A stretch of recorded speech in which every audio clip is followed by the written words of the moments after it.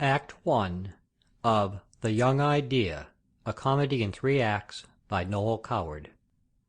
Cast of characters: George Brent, read by dgulino. Gerda, his child, read by Amanda Mehl. Sholto, his child, read by Bucksaw. Jennifer, his first wife, divorced, read by JennPratt. Cicely, his second wife, read by Claire Butler. Priscilla Hartleberry, read by JennPratt. Claud Eccles, read by Jeff Butterfield. Julia Cragworthy, read by Amby Sweet 13. Eustace Dabbit, read by Matthew Reece. Sibyl Blaith, read by Jody Lebel. Rodney Masters, read by Mike Manolakes. Huddle, Butler, read by Larry Wilson. Hiram J. Walkin, read by Jeff Butterfield. Maria, servant at the villa, read by April 6090.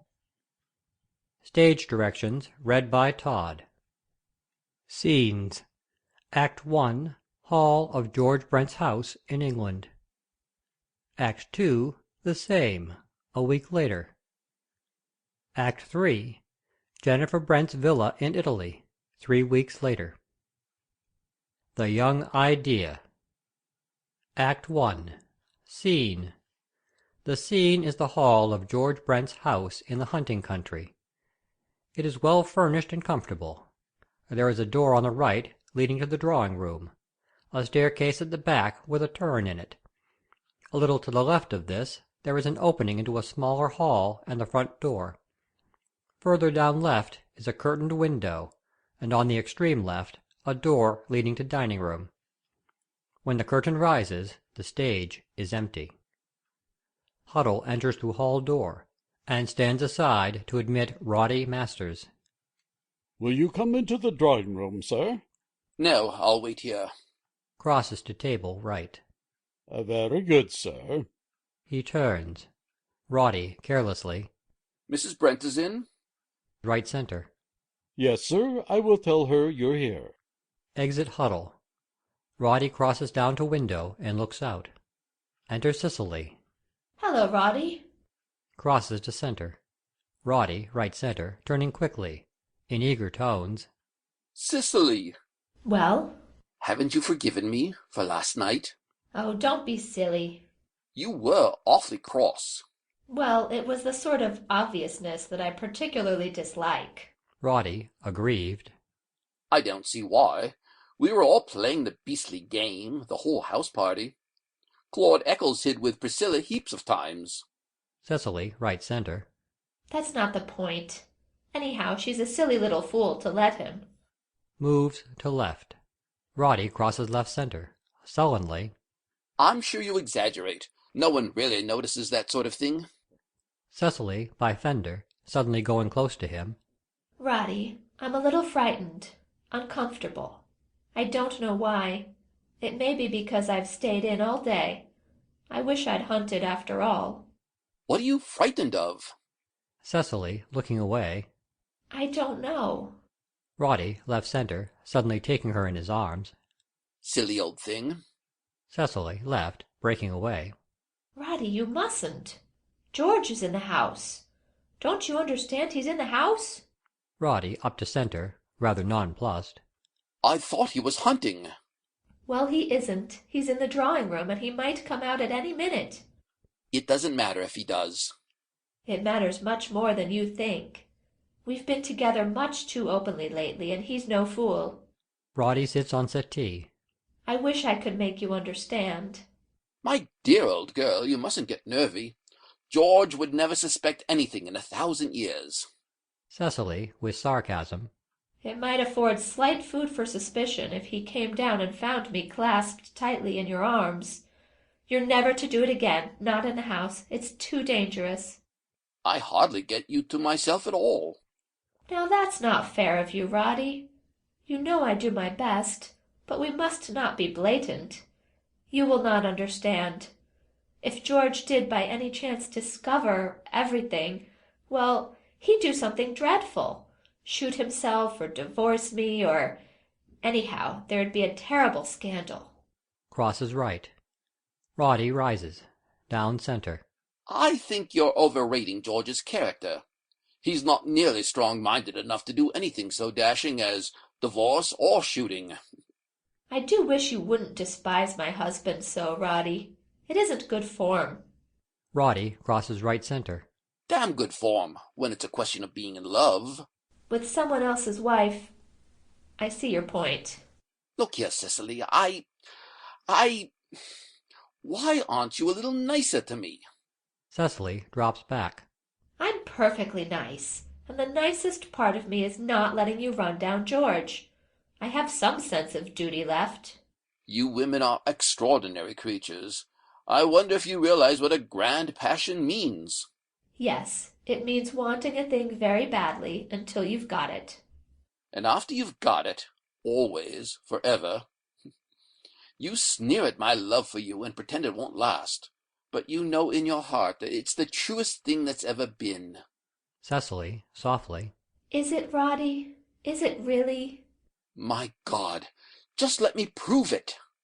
Roddy takes her in his arms before she has time to resist, and kisses her passionately. As she breaks free from him, George Brent appears at drawing-room door. Cicely crosses to table right.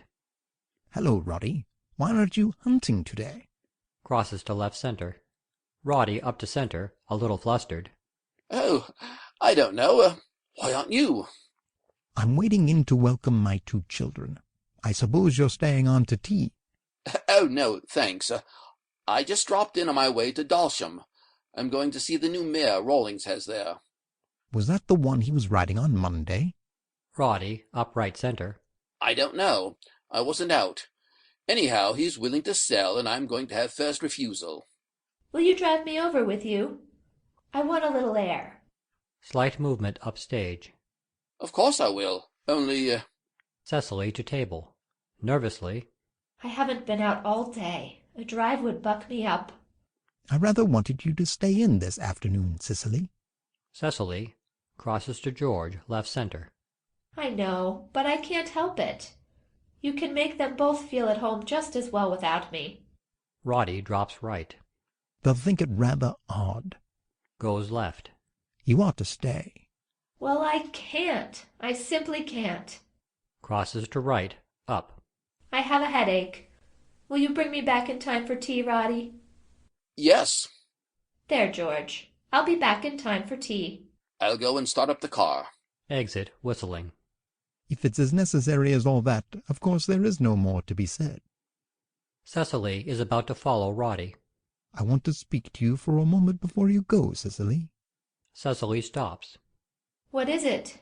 Crosses down left center. I don't wish this affair of yours with Roddy to become public property. You'd better be careful. Cicely, astounded. George! What do you mean? George to Cicely, quite quietly. This is what I mean. You think I'm a weak-minded ass, don't you? Sublimely unconscious of what goes on under my nose. You and Roddy both think that. You and Charlie Templeton thought it also, and Mark Hunter, and Douglas Green. You're awfully silly sometimes, Cicely. Cicely, horrified. George! What are you going to do? I'm not going to do anything, providing you don't make a scandal. This is just a warning. But Now don't be tiresome, Cicely. I don't feel in the mood for a scene. Look here, George. Movement to George. You see, we just care for each other, that's all. I'm sorry if I hurt you. Rubbish. You haven't hurt me a bit. Cicely starts back. You mean because you don't love me anymore? Exactly. Then you don't? Of course not. Why should I? You don't love me. Did you expect me to go on adoring you while you carried on various affairs with the whole county? I think it's simply maddening of you to underrate my intelligence like that. It's one thing Jennifer never did. How dare you talk to me of Jennifer? Why not? You kiss young men in my hall. Cicely, furious. To have her children here is bad enough, but for you to hold her up to me as an example? George, left. I never held her up as an example. She was much too irritating to be good for anyone. Dear Jennifer. Dear Jennifer, indeed. You didn't say dear Jennifer when you were married to her. Turns to center. Yes, I did. Quite a number of times. But it didn't have the slightest effect. Dear Jennifer. Cicely, movement down to George. I don't attempt to understand you, George. Are you trying to insult me? To drive me to my lover's arms? I fail to see the point of my driving you, dear, when you trot there so nicely by yourself. Cicely, left center. I'm going to tell you exactly what I think of you. You're not deceiving me a bit, you know. All this easy banter is only to cover your weakness, your lack of moral courage. You say you know of my affair with Roddy, and yet you won't take any decisive step.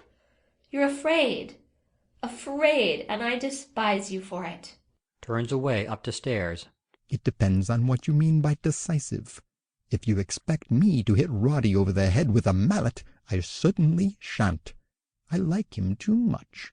Of course, apart from women and horses, he's a half-wit, but still, he amuses me. That's right. Facetiousness and pretending not to care will eventually win me back to you. Is that the idea? What have you been reading, George? I'm about to disillusion you, Cicely. Cicely sits on arm of settee. You think I am too weak-minded to be firm about anything.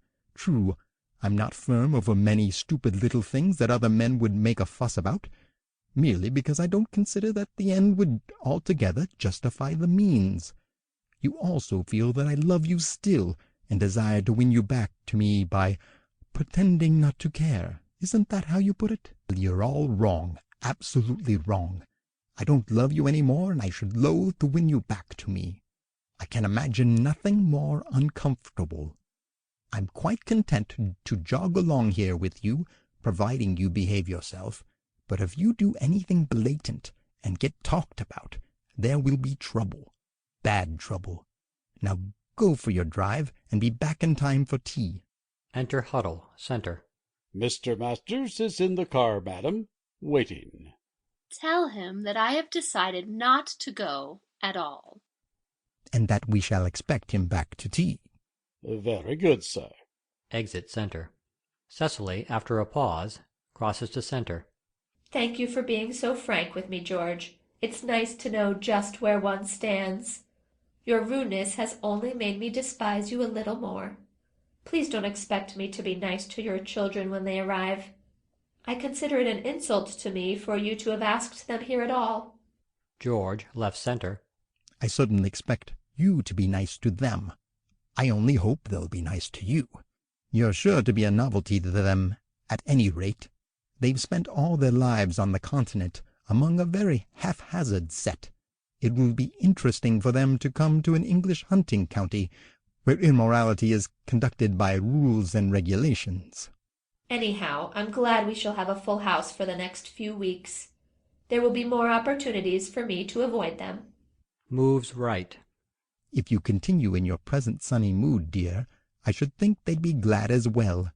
There is the noise of a motor outside, and then the loud pealing of the bell. Here they are, here they are. Goes up center. Cicely, going upstairs. I may come down before dinner, and I may not. Crosses toward stairs. George, jovially. Well, it doesn't matter. Do exactly what you feel like. George, I think you're insufferable. Exit, angrily. There is a moment's pause. Enter Huddle. Huddle, announcing. Miss Gerda and Mr. Sholto, sir. Stands aside while they enter, and then withdraws. Both Gerda and Sholto are beautifully dressed. They come forward together, center. Gerda, center, softly, and she hopes appealingly. Please, are you our daddy? Sholto, center, with a pronounced break in his voice. Father! Sholto nudges Gerda, who runs forward and flings her arms around George's neck. Sholto wrings his hand in a manly fashion. George is entirely dumbfounded. Gerda, up center. Oh, Daddy! Daddy, we're so happy! Happy! Mother sends you her love, Daddy! Moves left. Sholto crosses left center. Oh, Father, you can never guess how we have longed for this moment. We've... Don't break down, big brother. George, left center, placing a hand on each of their heads. Little girl, Sonny, may I call you Sonny? Gerda, left, ecstatically. Sholto, he's got us! Laughing. I knew he would. You owe me 20 francs. Damn, I wanted to go on much longer. I've got that long speech we made up at Boulogne. Down to right. Never mind. Say it now. Sholto crosses to center. No, I'll wait until we meet our stepmother. Isn't it amusing, having a stepmother and a real mother at the same time? Where is she?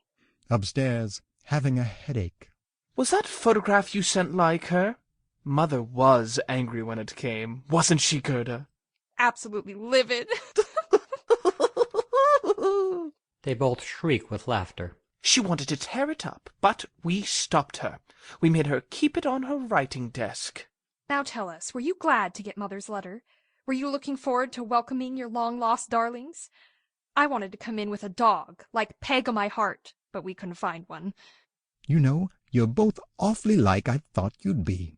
Are we? We weren't quite sure about you. We guessed you had a sense of humor, but we thought it would probably be submerged by now, that you'd be more hunty and sporty. You do hunt, don't you? Sometimes 4 and 5 days a week. What do you hunt? Sholto, center. Don't be silly, Gerda. You know perfectly well they hunt foxes and stags and rabbits and things. Oh, by the way, we've got a letter for you from Mother. Give it to him, Gerda. I haven't got it. You have. No, I haven't. Yes, you have. I gave it back to you in the car. You didn't. Gerda crosses to Sholto. I did. Plunges her hand into his side pocket and produces letter. There. I wonder if you'd both keep quiet for a moment. Take a look around. Sits in settee and commences to read letter. Sholto and Gerda wander round the hall, examining things. Sholto nudges Gerda, who looks towards George. She comes to back of settee, left center. Gerda, conversationally. Mother was looking awfully pretty when we left. She does her hair so nicely now. George, immersed in letter. Humph. Sholto, center. And she's got rather sunburnt. You know, a nice berry color. She does most of her writing outdoors. Sholto looks questioningly at Gerda, who nods emphatically. Then he runs out into the smaller hall, and returns in a moment with a large cardboard package. Goes to back of settee, left center. The climate is so lovely in Alassio, all balmy with orange groves. Mother looks perfectly adorable in an orange grove. Does she indeed? Sholto, back of settee, left. Yes, she does. Perhaps you'd like to see this? Takes large photograph from packet and gives it to George. Thank you. Gerda, looking over his shoulder. That's Mother, and that's us in the distance, and those are the oranges. George, dryly. How pretty. Yes, isn't it? I always think this is a better portrait. Takes another photograph and hands it to George, who winces slightly, as it is apparently a painfully good likeness. By Jove! Stares at it. Sholto and Gerda nudge one another, and smile. That old seat there is where Mother wrote most of Secret Lovers. She used to wear a funny little scarlet overall thing, and Maria used to bring her lunch out to her.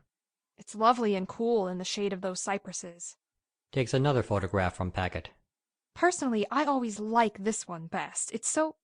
George rises hurriedly, dropping the 2 photographs onto the floor. He seems a little distrait. I don't want to see any more now, thanks. We must all go and wash for tea. Crosses upright. Sholto, picking up photographs.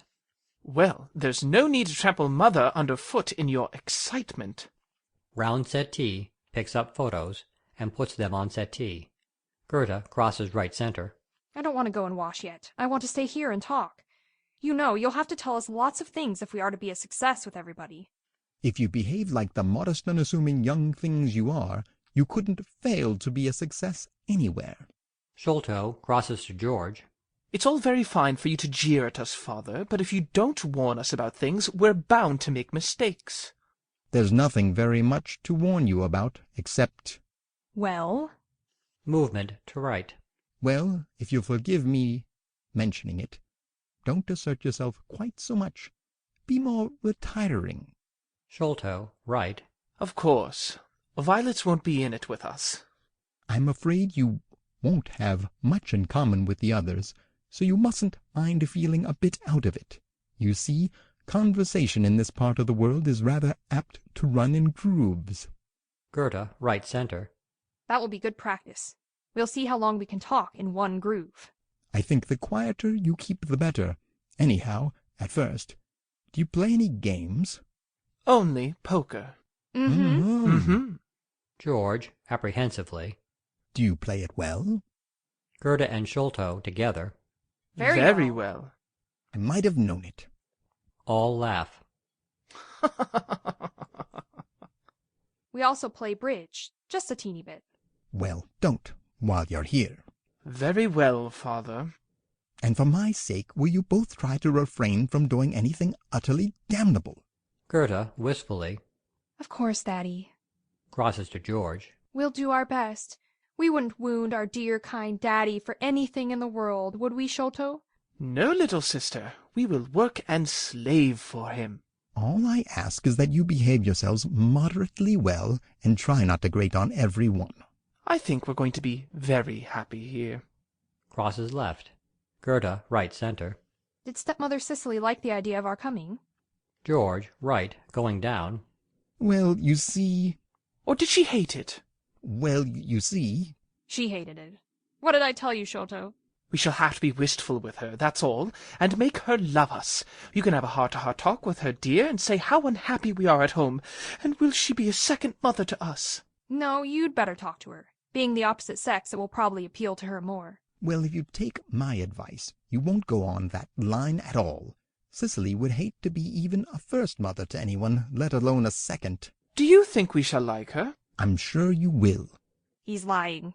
George, movement to Gerda. Moments have cropped up during our comparatively short reunion, Gerda, when only the frailty of your sex has prevented me from striking you. Well, after all, it's only natural that she wouldn't want us. She probably thinks we're going to be odious. Won't she be surprised when she sees us? That remains to be proved. Anyhow, you leave her to us. We'll make her yearn for our company every moment of the day. Is the house full of people? Yes, they'll be back from hunting pretty soon. There is the noise of a motor outside. You'd better come and clean yourselves now. Here they are. All turn up to center. Do you always hunt in motor cars in England? All going toward stairs. George, as they go upstairs. No, my uninitiated lunatic. They're out with the Cragmore today. Well, I only asked. They are just at the top of the stairs when Gerda stops. Oh, I've left my bag. Get it for me, Sholto. There's a lamb. Winks heavily, unperceived by George. All right. Runs back downstairs. George and Gerda go off, talking. Sholto quickly takes the two largest photographs from the packet, stands them up on the mantelpiece, shoves packet under chair, then takes Gerda's bag and exits upstairs, two at a time. Huddle throws open door center. Enter Priscilla Hartleberry and Sibyl Blaith, followed by Claud Eccles. All three are in hunting kit. Huddle goes off left. Are you going to change now or have tea first? Oh, tea. I couldn't drag myself up those stairs without it. Lapsing into baby talk. I's dreadfully tired. Sits settee left. Damned good day, though. Taken all round. Crosses right. Sibyl crosses top of stage toward stairs. I should have liked it better if we hadn't been taken all round. I'm worn out. Looking at watch. It's late, too. Huddle enters left with teapot and milk jug. Puts them on table left. Exits. Do you want any, Sibyl? Not now. I'm too muddy to enjoy it. I'll be down soon. Exit upstairs. Claude crosses to table, up right center. I shall have a whiskey and soda. Helps himself. Turns down. I must drink tea all by my little self, then. Pours out a cup and helps herself to a sandwich. Claude, on his way down center, catches sight of photographs on mantelpiece. Hallo, who's this? Goes left to mantelpiece. Priscilla, vacantly. Who's what? These photos. Some friend of Cicely's, I suppose. Picks up photos, shows them to Priscilla. Who can it be now? It isn't Gracie Fancourt. I know her by sight. I've never noticed it before, have you? No.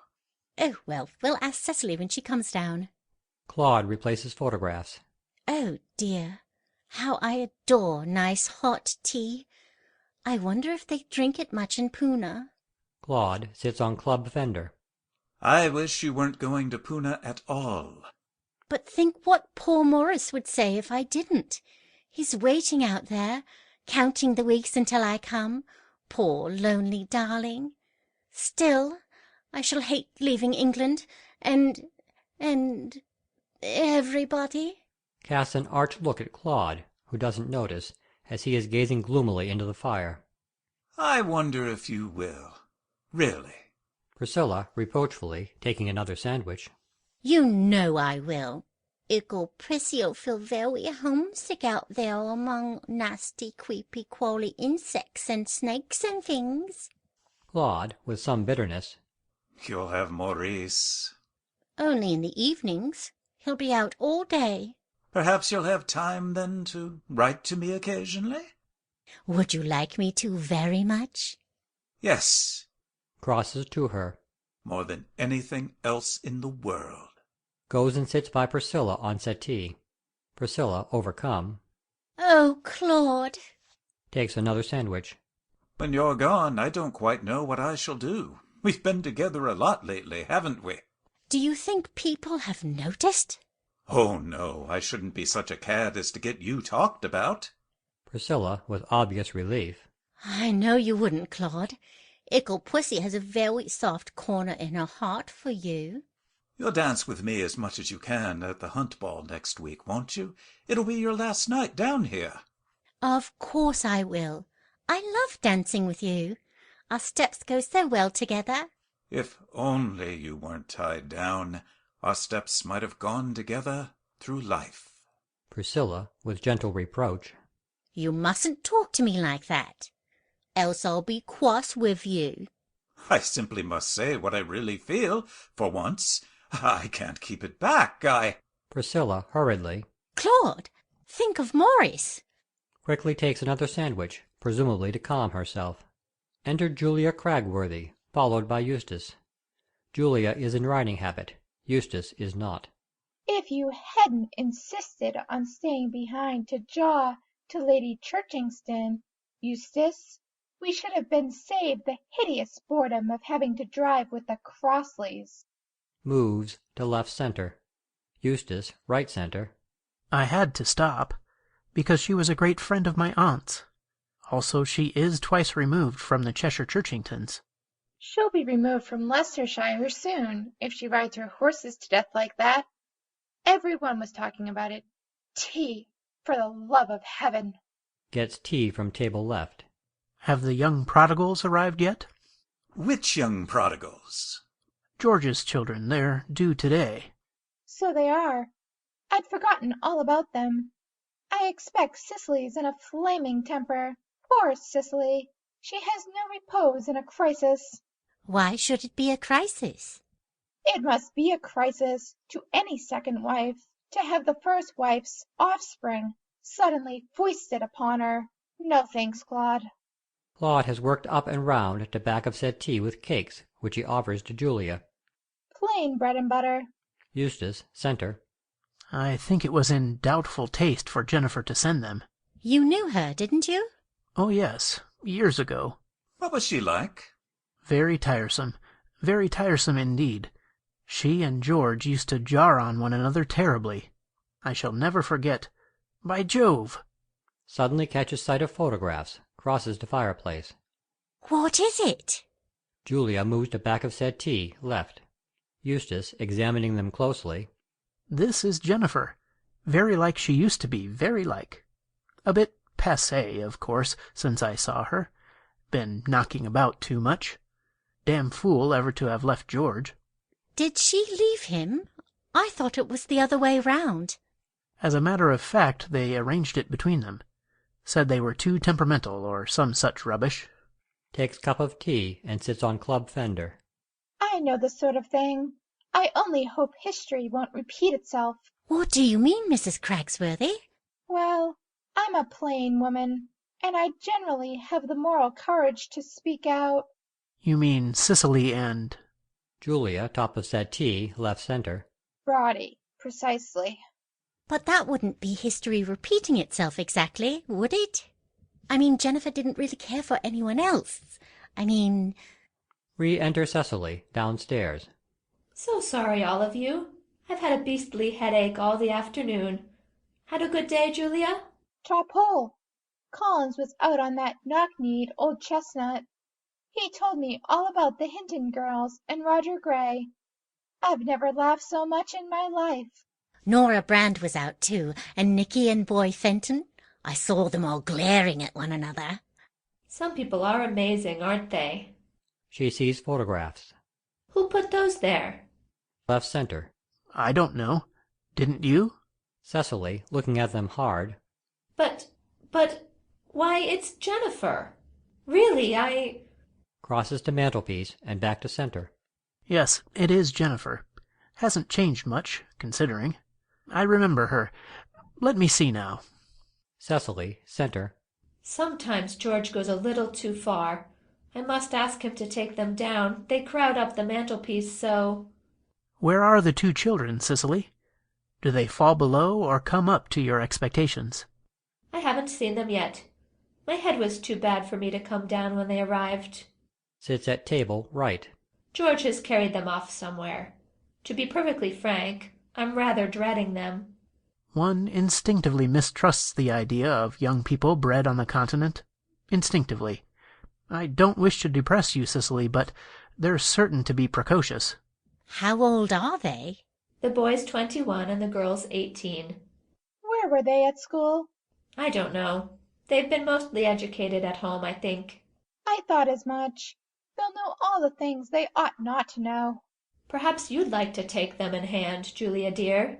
I feel sure you could be sufficiently firm. I can bear anything except artificiality, as long as they are natural, and don't try to push themselves forward and monopolize the conversation. Here they are. Up behind settee, left. Re-enter George downstairs, followed by Gerda and Sholto.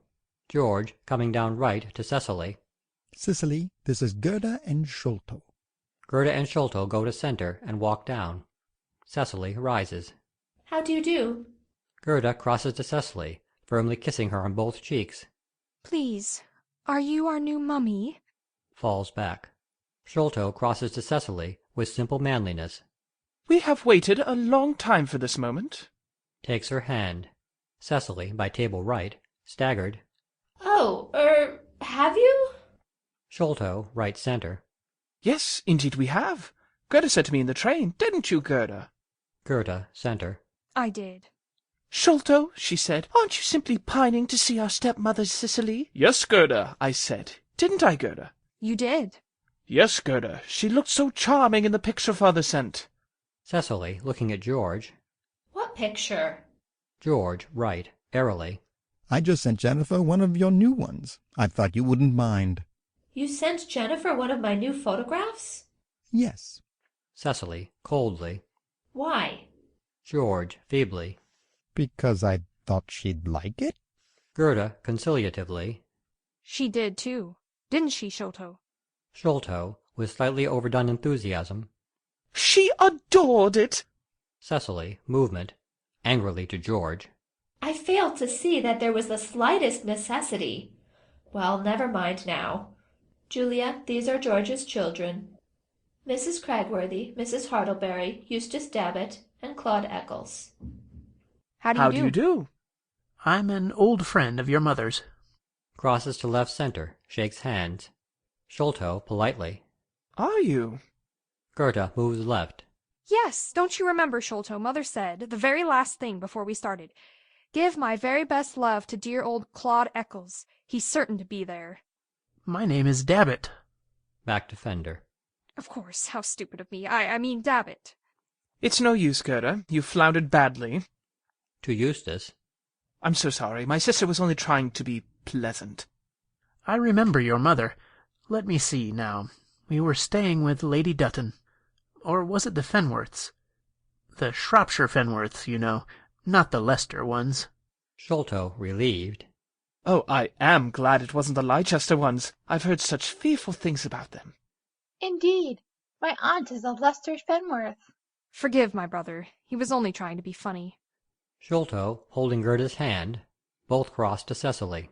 We are frightfully excited, you know. It's the first time we've been in England, anyhow, since we were tiny. So don't be cross if we're stupid about things. You see, living on the continent, as we have— Gerda interrupting. It's all naturally new and thrilling to us here. You can't imagine how funny it is, everything being gray instead of brightly colored, and everyone talking in English and not waving their arms much, and— Gerda, we're talking too much. Remember what Father said? Gerda cheerfully. Sorry, everybody. Do you want any tea? Crosses to left center, top of settee. Yes, please. I'll do it, Cicely. You sit still and rest that poor tired head of yours. Is it still bad, dear? Cicely, snappily. Yes, it is. It's a pity you didn't go for the drive with Roddy, after all. It might have done you good. He suddenly sees photographs. Hello! Why? Oh, Lord! He bursts out laughing, and looks at Sholto and Gerda, who laugh too. Everyone else looks surprised, except Cicely, who is furious. You little beasts, go and take them down at once. Sholto, going to mantelpiece left. Of course. I always think photographs look untidy without frames. Cicely, with a forced smile. Give them to me. I'll tell Huddle to send them down to the village to be done. Sits by table right. Sholto crosses to Cicely. Sits at table, handing them to her. I think black would be nicer than anything else, don't you? Just plain and narrow. Gerda, right center, looking over Cicely's shoulder. Or perhaps brown wood. Cicely, scrutinizing them with a smile. So that's your mother? She's quite different from what I imagined. What a quaint dress. Is that typically Italian? Gerda, right center. No, only an overall. She always wears them during the day. So cool and comfy. Crosses center. Cicely, still smiling. Very pretty. Sholto rises, goes to tea table left. I think it's Mother that's pretty, not the overall. Remind me about those, somebody. Puts them on table. Righto. Was Bobby Armstrong out today? Yes, I knew he would be. Beryl followed in a dog cart. She's got no go in her, that girl. She borrowed the top of my thermos and never returned it. Shallow. Very shallow. How she has the nerve to come to meets at all after what happened at the Cragmore ball beats me. I knew she'd try to brazen it out. Bobby behaved pretty well over the whole affair. Damn good value, Bobby. Best stables in the Monday country. He sold Frank Forbes a ripping good filly last winter. Never turned her head. Enter Roddy by front door.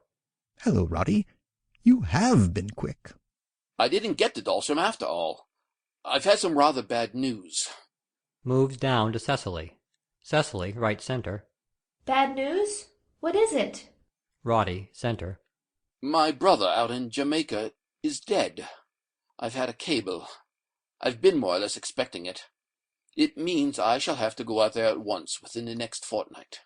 Cicely gives a little cry. Oh! Controls herself. How very tiresome for you, Roddy. I am so sorry. George, left center, top of settee. So am I, Roddy. Will you have to stay out there? Roddy, to left center. Yes. You see, I'm his only living relative. I shall have to take over control of his plantation, at least for a few months until all his affairs are settled. We shall miss you, Roddy, shan't we, Cicely? Yes, of course we shall. Won't you be here for the hunt ball after all? I don't know. It all depends. It's next Tuesday, isn't it? I shouldn't think I'd be able to get away before then. By the way, Roddy, let me introduce my son and daughter. Sholto and Gerda get up and shake hands. Sholto, crossing to Roddy, sympathetically. How do you do? Jolly rotten for you. You say he was your only brother. Shakes his hand. Gerda shakes his hand. You'll have to cheer up and try not to think about it. It is such a beastly long journey. I meant about him dying. Sits down again. So did I. Crosses back of settee. Roddy, hurriedly. Well, you see, I haven't set eyes on him for about 8 years. Look here, I must go and write a note to your mother to thank her for you. You'd better both wait here. Sholto and Gerda wistfully. Very well, Father. Sholto chokes into his teacup.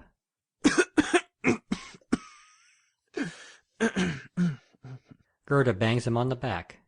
Everyone else goes on talking. Exit George, right. Does anybody want to play bridge? Julia? I will when I've changed. Crosses toward stairs. Eustace, I know you will. Roddy, do you feel like it? Roddy, right center. Yes, all right. Julia, going upstairs. I shan't be 5 minutes. Exit. Cicely crosses left center. To Sholto and Gerda. Do you want to play? I think we'd better not.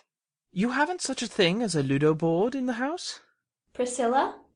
No, I'm going to write a long letter to Morris before dinner. Rises and moves in front of settee toward stairs. Claude follows. They pause up center. Come on, Eustace. Claude, you can cut in later if you like. I shan't play for long. Thanks awfully. Exeunt Cicely, Eustace, and Roddy, right. Gerda, conversationally. Have you been hunting all day? Yes. Did you find anything? Priscilla, giggling. Oh dear, that's very funny. Oh dear. It wasn't meant to be. I was only talking in intelligent interest. Not intelligent, dear. Now, don't be superior, Gerda. You really know just as little about it as I do. To Claude. You see, we want to pick up all we can about hunting, so that we can get all along all right in the groove. The what? The groove. The hunting groove. You don't talk about much else down here, do you? You see, we're used to people who talk about everything. Vice and art and food. And, of course, we don't want to be out of the swim. So, will you tell us things? I'm afraid I don't have time just now. Enter Huddle to clear tea things. You'll learn soon enough. Are you coming up now, Priscilla? Starts to go upstairs. Priscilla, following him. Yes. If I don't catch this mail, poor Morris will think his ickle pussy dreadfully neglectful, poor darling. Exeunt Priscilla and Claude, talking. They don't seem to want to talk to us very much, do they? Oh, silly asses. Gerda, to Huddle, still out to be pleasant. What's your name? Huddle, miss. Have you been here long? 3 years, sir. Do you like it? Yes, thank you, miss. Exit with tray. There is a slight pause. Gerda, furiously. Sholto, I hate them. I hate them all, except Daddy. They're beasts. And that cat Cicely was trying to be horrible about Mother. They're all against us just because we're not narrow and horsey like them. I want to go back home now. I want Mother. She sniffs. Now, don't give way and be absurd. Remember, we have a mission in life. May the light of it guide you to a calmer state of mind. It's a very beautiful mission. I'm quite calm, really. But if you ever inherit this house, you can live in it by yourself. It's perfectly beastly. One thing cheers me up intensely. What is it? Sholto, complacently. The look Cicely gave when Roddy What's-His-Name said he had to go away. You mean that she's... Sholto, smiling. I think we're going to be very happy here. Curtain. End of Act 1. Act 2 of The Young Idea. A comedy in 3 acts by Noël Coward. Scene, the same as Act 1. Time, a week has elapsed. When curtain rises, Cicely, Julia, Sibyl, Priscilla, and Gerda are seated about, having after-dinner coffee. They are all, with the exception of Gerda, shrieking with laughter. Their clothes are conventional, pinks and blues, not too well made. Gerda is in a chic and elaborately simple frock.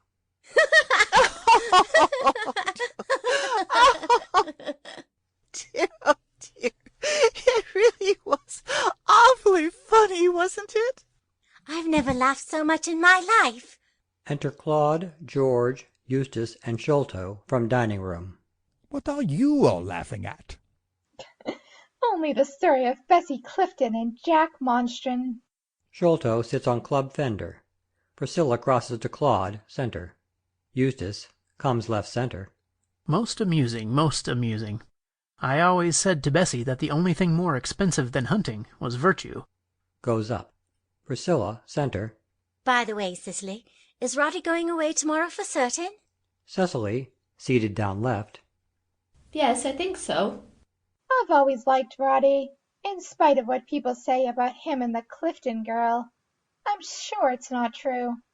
I know it isn't. Gerda, sweetly. But still, he has rather the reputation of a Don Juan in the county. Hasn't he, stepmother Cicely? George, moving left center.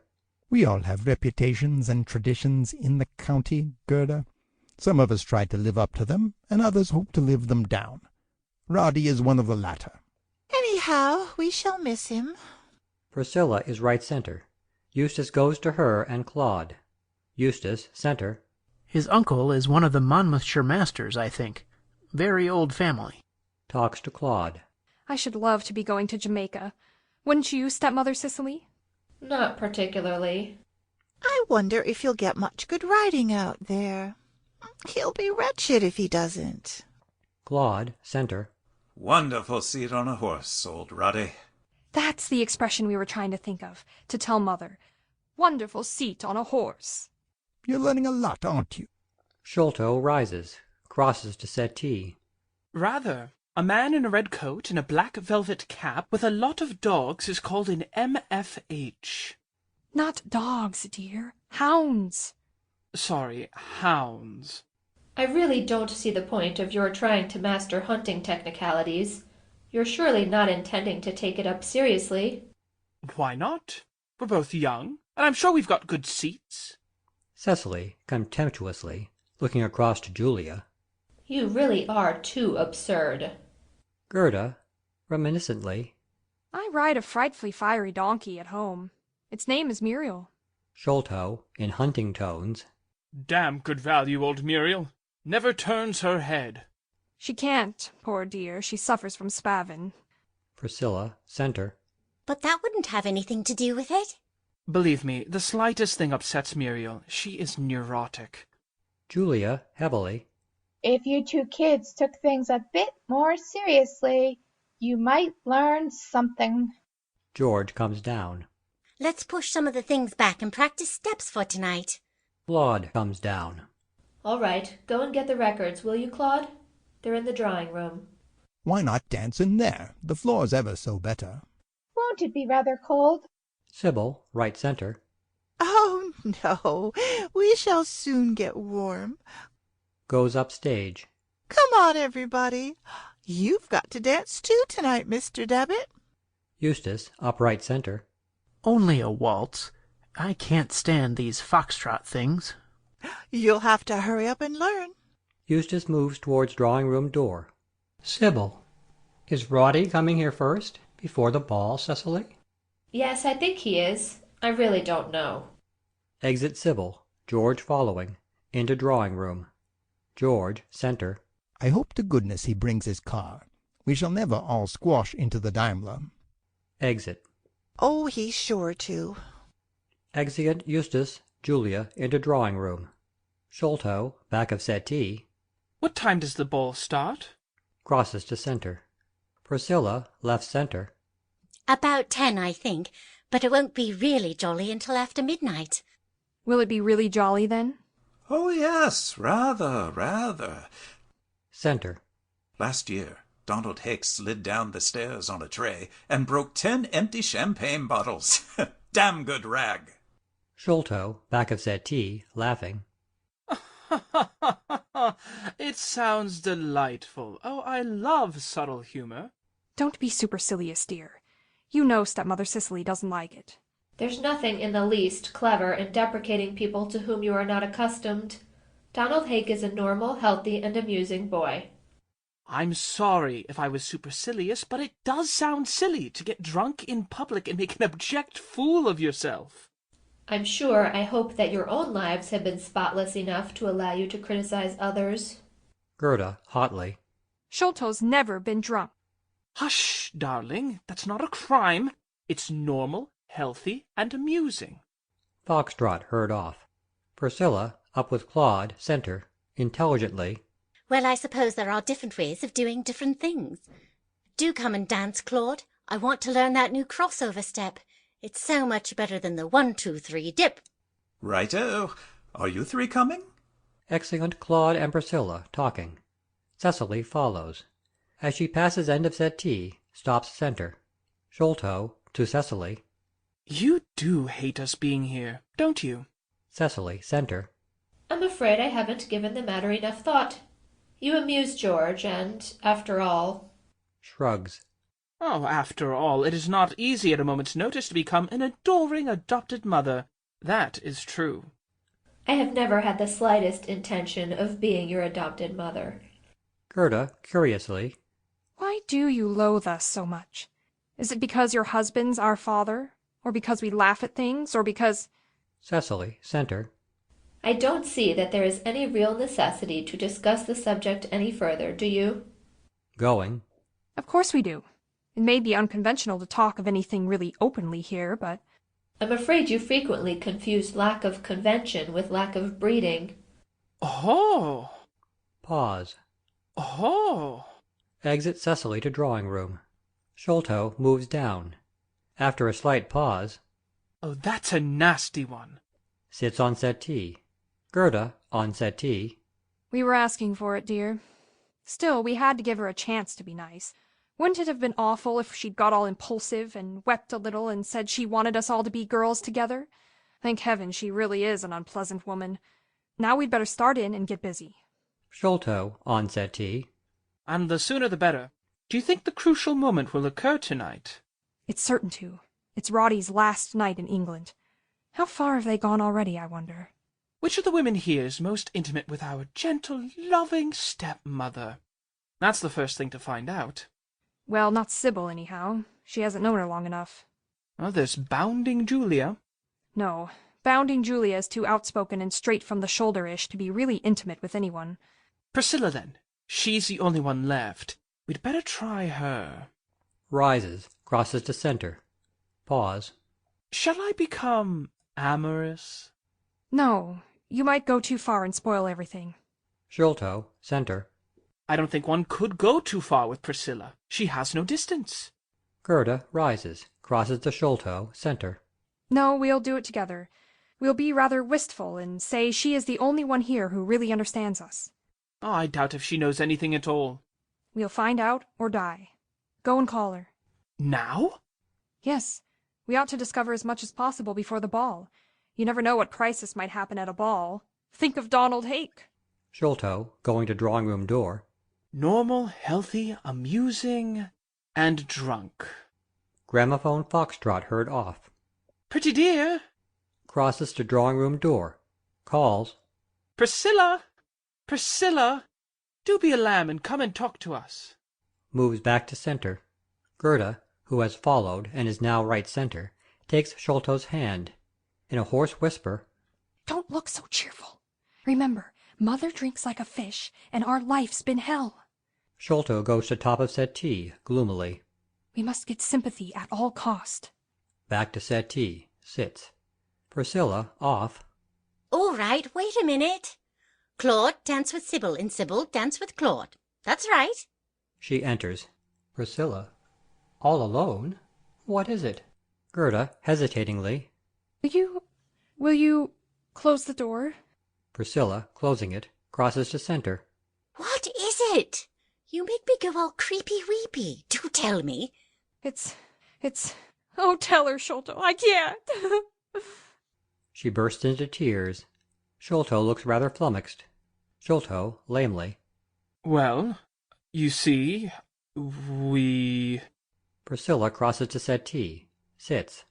Don't cry, Gerda. Tell Pussy all about it. Sholto, left center, top of settee, pulling himself together. It's this, Priscilla. We are both a little unhappy. Don't think me a silly ass and all that, but we failed miserably.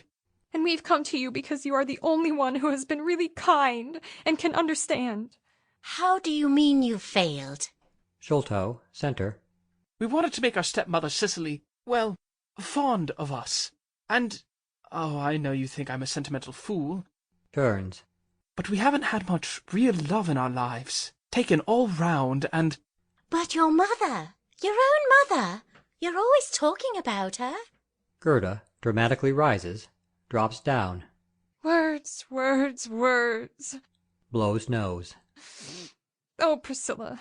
Back to settee. Sits. Could you not see beyond? Listen, I'll tell you everything. So will I. Sits on settee. Our life, up to now, has been a hell upon earth. What? A bitter hell. Our mother. Sholto, sorrowfully. God forgive her. Our mother has, among many others, one terrible trait in her character. She... Oh, how can I say it? She drinks like a fish. Exactly like a fish. If you only knew how utterly damnable existence has been for us, you'd sympathize. Priscilla, thrilled. But I do sympathize. I never realized. I never guessed. All rise and move down to front. Gerda, left center. Of course not. How could you? But we felt we just couldn't keep it back any longer. Stepmother Cicely hates us. We've tried... How we've tried to make things different between us. But it's no use. She's bitterly prejudiced. Sholto, right center. You see, our mother... Gerda, left center. God forgive her. Sholto chokes and recovers himself. Our mother, when she left poor father... Priscilla, center. Left him? But I thought... That they mutually agreed to separate? I know. He laughs hollowly. That's what everyone thinks. Down right and back. She ran away with an Italian count. Gerda, descriptively. With a long black beard. Damn him! Gerda, hurriedly. And it ruined her life and his life and Daddy's life and our lives and... Oh, you poor darlings. Embraces Gerda. Sholto, warming to his work. Daily we watched our mother sinking. Ah, Madonna mia, che disastro! Gramophone foxtrot heard off. Priscilla, anxiously. What does that mean? Oh, it's nothing. Sholto always lapses into Italian when he's worked up. But don't you see what we're aiming at? Cicely, our stepmother, is about to do the same fatal thing with Roddy Masters. You know, we know, and yet we're impotent. Impotent! How did you know? Oh, that doesn't matter, but you must help us. Oh, please! Both shake her hands. Please say you'll help us. Oh, I will. It must be stopped at all costs. Priscilla, ruminatively. Of course, people are beginning to talk. All cross left. Both pull her round. But you're intimate with her. She tells you everything. Is she? Does she love Roddy as much as our poor mother loved... Sholto, with vigor. Dio perdonila. Was that his name? Yes. Count Dio perdonila. Curse him.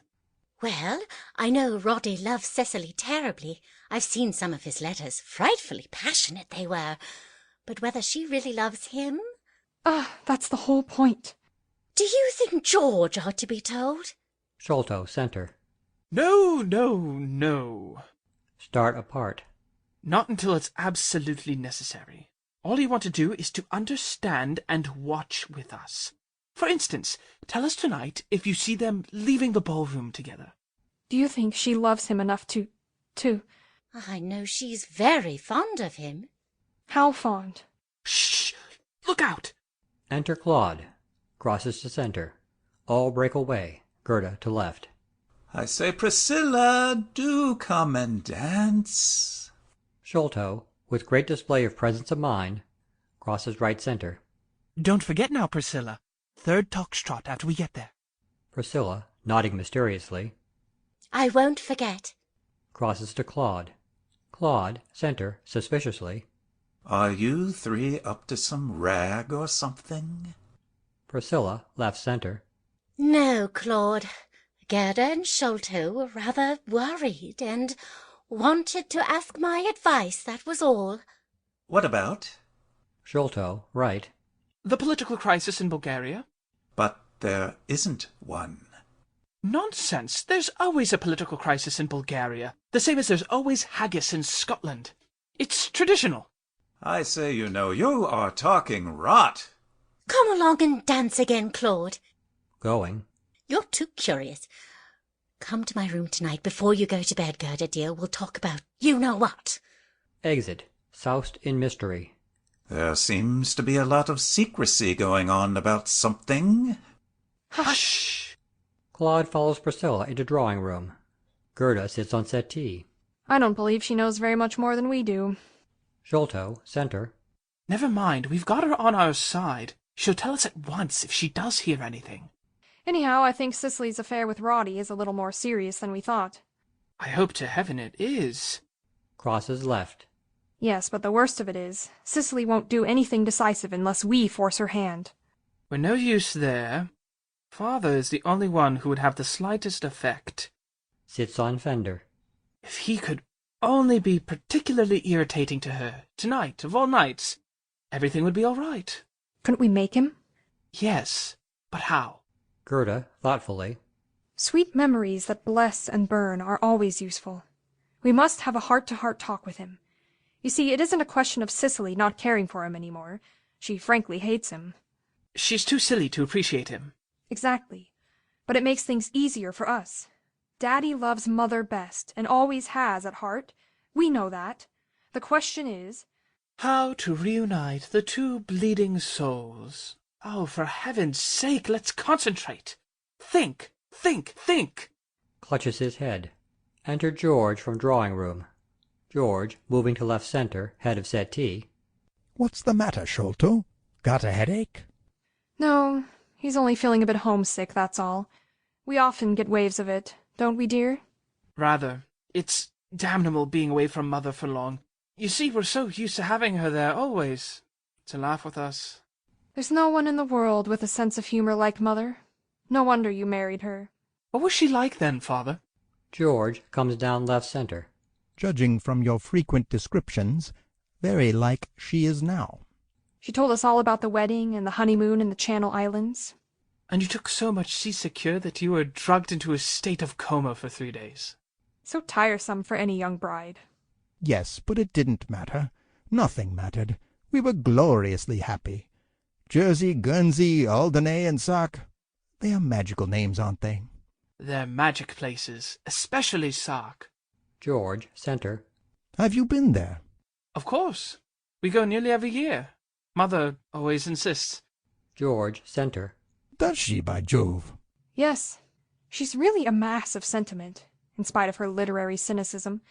She likes old workboxes and places where she lived when she was a girl, and best of all, Sark. She makes us sit on the jetty of Crewe Harbour and watch the passengers land from the Guernsey boat, and when she sees a young man and woman together, she sniffs a little and says, "That might be dear George and me. Aren't memories painful, darlings?" She always calls us darlings, even when she's lived with us. Habit, I suppose. George, center, far away.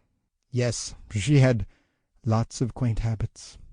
Why did you ever stop loving her? Didn't she tell you about that, too? No, she only remembers pleasant things. Well, so do I, so we won't discuss it. Crosses right to table. You've never been very good at facing facts, have you, Daddy? How do you mean?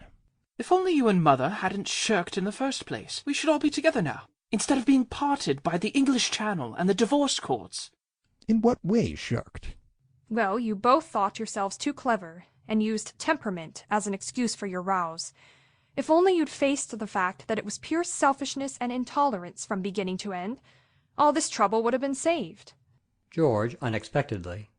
You mean the trouble you two are taking in order to reconcile your mother and myself against our wills? He's got us again, dear. We must be more subtle. The music stops. Gerda rises, crosses to George. Gently. If we really thought that it was against your wills, we should never attempt it. Sholto rises, crosses to center. As it is, we mean to strain every nerve. Crosses right behind Gerda. Then you declare war on the peace of my country life. You intend to uproot me, regardless of any such trifling bonds as honor and good name. Gerda, firmly. Yes, we do. And you think it possible, supposing all obstacles were swept away and you accomplished this, that your mother and I should be happy together? Sholto with equal firmness. Yes, we do. George, right center, defiantly. Well, let me tell you, you're wrong. Thoroughly wrong. You're astute, precocious young devils, but you've made one grave mistake. You think that I'm still in love with your mother. Well, I'm not.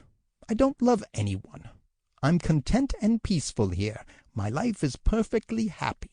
I have a certain amount of responsibility, but not too much. I hunt and shoot and read and eat and sleep, and I'm getting too old to require anything more.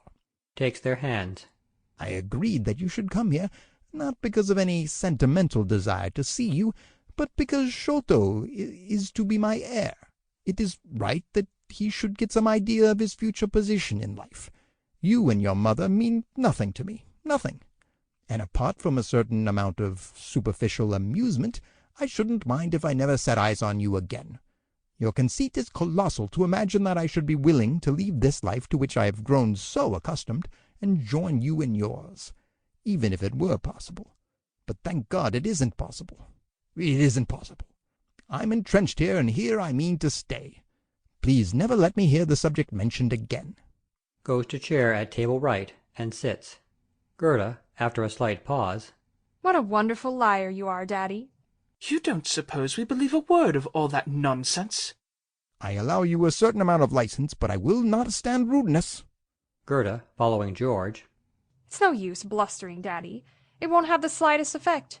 You see, we know the truth. Why not give in, gracefully? You'll have to in the end. George, suddenly serious. I can't give in. You don't understand. I'm not like you, without any moral sense at all. I wish to God I were. I've blundered badly in life, and I've got to put up with the consequences. People don't get second chances of happiness in this world. They're lucky if they even get a first chance. Well, I've had that, and I chucked it away when I agreed to let your mother divorce me. Then, in order to tie me down still more, fate ordained that I should be left this house and estate, and I had to have someone to run it with me. I wrote to Jennifer, asking her to patch everything up and come back, but she wouldn't. She was always as obstinate as a mule. Gerda, right center, going to George. Yes, but a nice mule. Then Cicely appeared. Cicely was quite adorable once, and radiantly pretty. Sholto, right, and now sitting on table, right. Prettier than Mother? Much. Then I married her and started the business of settling down. I religiously forgot Jennifer for almost 2 years. Then Cicely began getting tiresome and having affairs with stupid young men, and Jennifer's memory came back and taunted me and laughed at me. It's been doing that for nearly 14 years now. The following scene is to be played very quickly, and excitedly worked up to a climax. And you're going to let it continue for 14 years more? Moves left. Oh, no. It will probably die a natural death before then. Sholto on table, pensively. It must be awful to have a conscience. It is. Gerda, left center to George, softly. It would be such fun, all going back together. Goes to and takes George by hands. George holding up his hand. Now then. Rises and moves to center. But it would. Think of the thrill of it. Sholto rises to right center. We'd stop in Paris for a day or two. Just do a little shopping and go to some plays. Then the Orient Express. One on either side of George. Gerda, excitedly. The Orient Express. We get into it at about 7:30 and have dinner as we whiz through the suburbs. Then we come back and find our wagonlets have been made up, so we sit in rather strained positions and play games. Clumps. And being people in history. Lovely. You have to wake up for a minute in the middle of the night because of the Swiss customs. Then in the morning, the very early morning, you peep out, and it's all mountains and valleys and rushing torrents and white, white snow as far as you can see. George, carried away. Yes, yes, wonderful. Then the Simplon Tunnel and Italy. We pass Lake Maggiore on the left-hand side. Glorious clear blue water and mountains going straight out of it. The villas dotted over the hills like pink sweets in a green cake.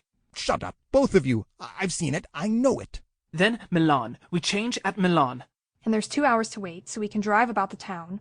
In the gorgeous hot sun. We can send a wire to Mother from there to tell her what time to expect us. She'll be so excited. Stop, stop, I tell you. Crosses down left. Both follow George, left. Oh, Daddy, darling, why not chuck all the honor and English gentleman stunts and come with us? It's worth trying. Sholto crosses left center to behind Gerda, left center. You've been divorced once. It's sure to be much easier a second time. George, left. No use. I shouldn't be happy. I've got to stick to my guns. I told Cicely on the day you came that, providing she behaved herself and didn't allow things to become blatant... Enter Priscilla and Sibyl from drawing room. I would say nothing. We're just going upstairs to tidy ourselves.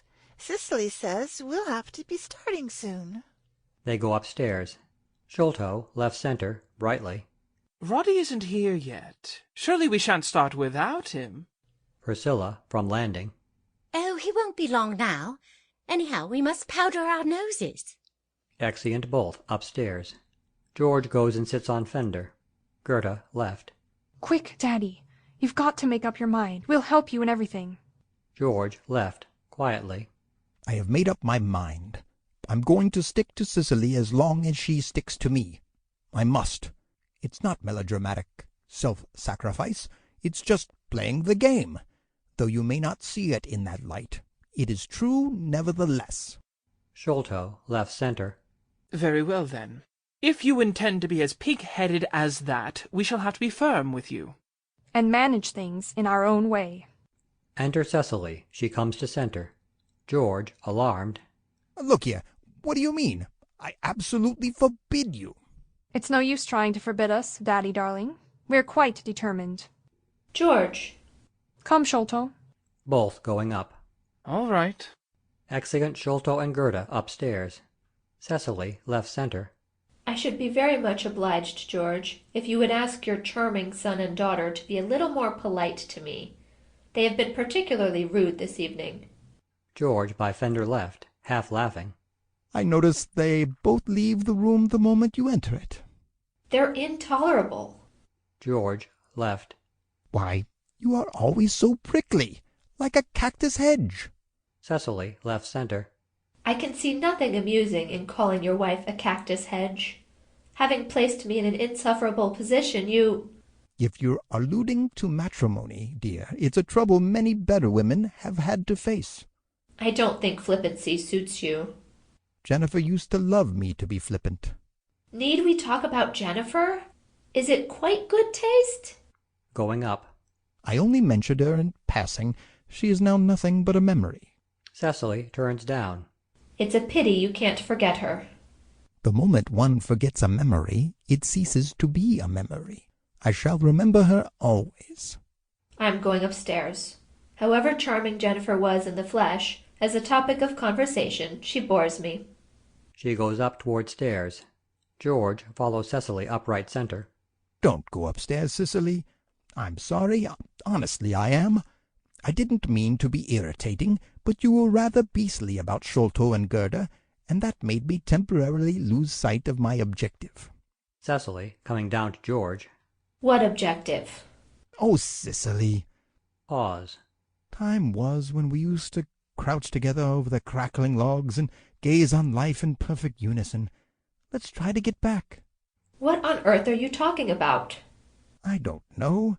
There are moments when I really want to be sincere, and then all my facetiousness crops up and prevents me. I want to be sincere now. The crackling logs and gazing on life was all nonsense. What I really mean is this. Let's stop being bitter and horrid to one another. It doesn't lead anywhere. Are you trying to apologize to me, George? No, dear, but I will if you like. What shall I apologize for? Cicely, bitterly. There are so many things. Crosses left to settee. George, with a faint smile. Oh, won't you meet me halfway, Cicely? Cicely, flaring up. Why should I meet you halfway? You don't seem to realize that you've made me the laughing-stock of the county. Nonsense. Drops down right. It isn't nonsense. What other woman would stand it? Those affected artificial children of yours, always sniggering in corners and making inane remarks. They haven't attempted to learn anything about the life down here. They just laugh and giggle and talk about their mother. Sits on settee. George, hotly. Nicer to them, they wouldn't talk about their mother. You've ignored them and tried to snub them ever since they arrived. Isn't that rather asking for trouble? They ought never to have come at all. Cicely, for the last time I ask you. Crosses to left center. Let's stop dead now and finish with all our bickering and beastliness. I mean it. We can't go on like this. We must pull ourselves together. Make an effort. If you send Sholto and Gerda away, I'll think about it. But if you expect me to be nice and charming... George, center, losing control. I shall never expect you to be nice and charming, and I shall never ask them to go away. They shall come as often as they like and stay as long as they like. I was preparing myself to do without them, but now I realize I couldn't. I couldn't ever, and I don't intend to try. Turns away up. Cicely, quietly. I shall leave you, George. George, center. I shouldn't, if you don't like being the laughing-stock of the county. Cicely, bursting into tears of rage. You've been horrible to me lately, all the time. You don't love me any more, and you let everyone see it. George, center. What steps have you taken lately towards making me love you? Laughs. Huh! Oh, this is so stupid and useless. Tonight I made an effort to bury the hatchet, and you turned me down, as you always turn me down. We'd better go on as we are. Cactus hedges, so ornamental and so damned uncomfortable. Exit George to the dining room. Cicely sits on sofa downstage, and twists her handkerchief into knots. She exudes fury at every pore. Enter Roddy from front door center, comes down. Hello, Cicely. What time are you all starting? Why, what's the matter? Nothing. Cicely, tell me. I tell you there's nothing. Why have you been crying, then? I have a headache, and I'm generally depressed. Have you had a row with George? I wish you wouldn't say that. It sounds horrible. Roddy, doggedly. Well, have you? Oh, Roddy, don't go on cross-examining me. Roddy sits by her. Now look here, Cicely. This is the last time I shall see you for months, and I won't have you unhappy without knowing the cause. I suppose you imagine that I'm not worthy of your confidence, that I haven't meant everything I've said. No, Roddy, no. Tell me, has George discovered about us? Yes. When? Tonight? Just now? No, a week ago. Why in God's name didn't you let me know? Oh, what was the use? Roddy, firmly. This is the use. It means you must come away with me at once. You couldn't stay on here with George knowing everything. It would be intolerable for you. I love you, Cicely. You know I do.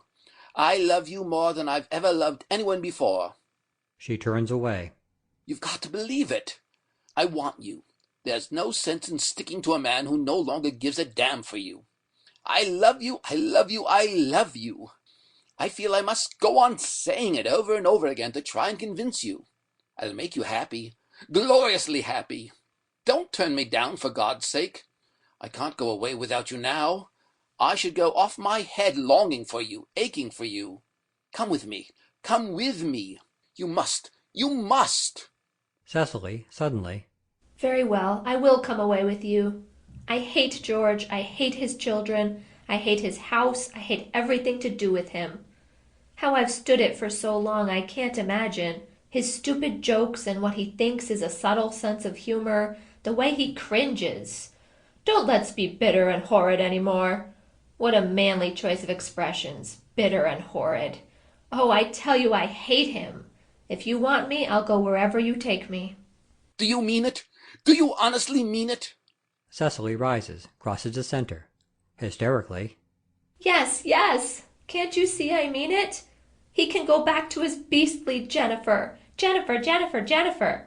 I get nothing but Jennifer from morning till night. Well, I wish her joy of him, and dear Sholto and Gerda. Such adorable young devils with such adorable senses of humor. Self-satisfied, odious little toads. I hate them, and I hate George. Do you want me to come with you tomorrow? No, tonight, before you change your mind. Rises. Cicely, rather tremulous. Do you really love me like that, Roddy? How wonderful of you. You know I do, now. Crosses to Cicely.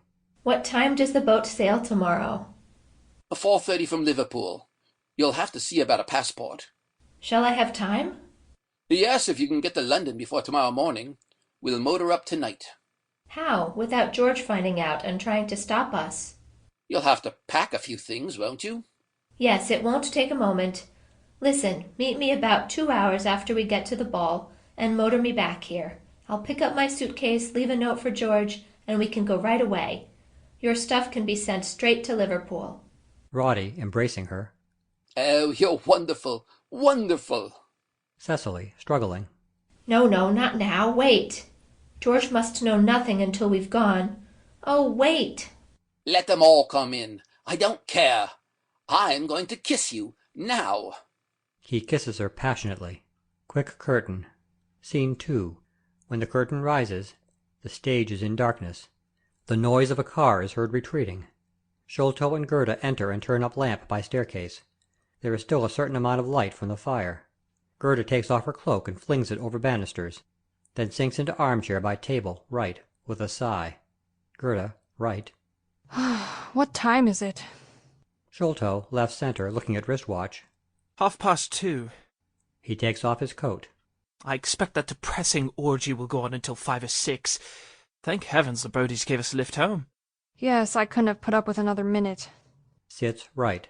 I suppose it was too much to hope that the county would be able to dance as well as ride. Sholto, center. I loved it all. The floral decorations and the nice, jolly girls in pinks and blues and the heat and everyone treading on everyone else. Such a merry prank. Crosses left to settee.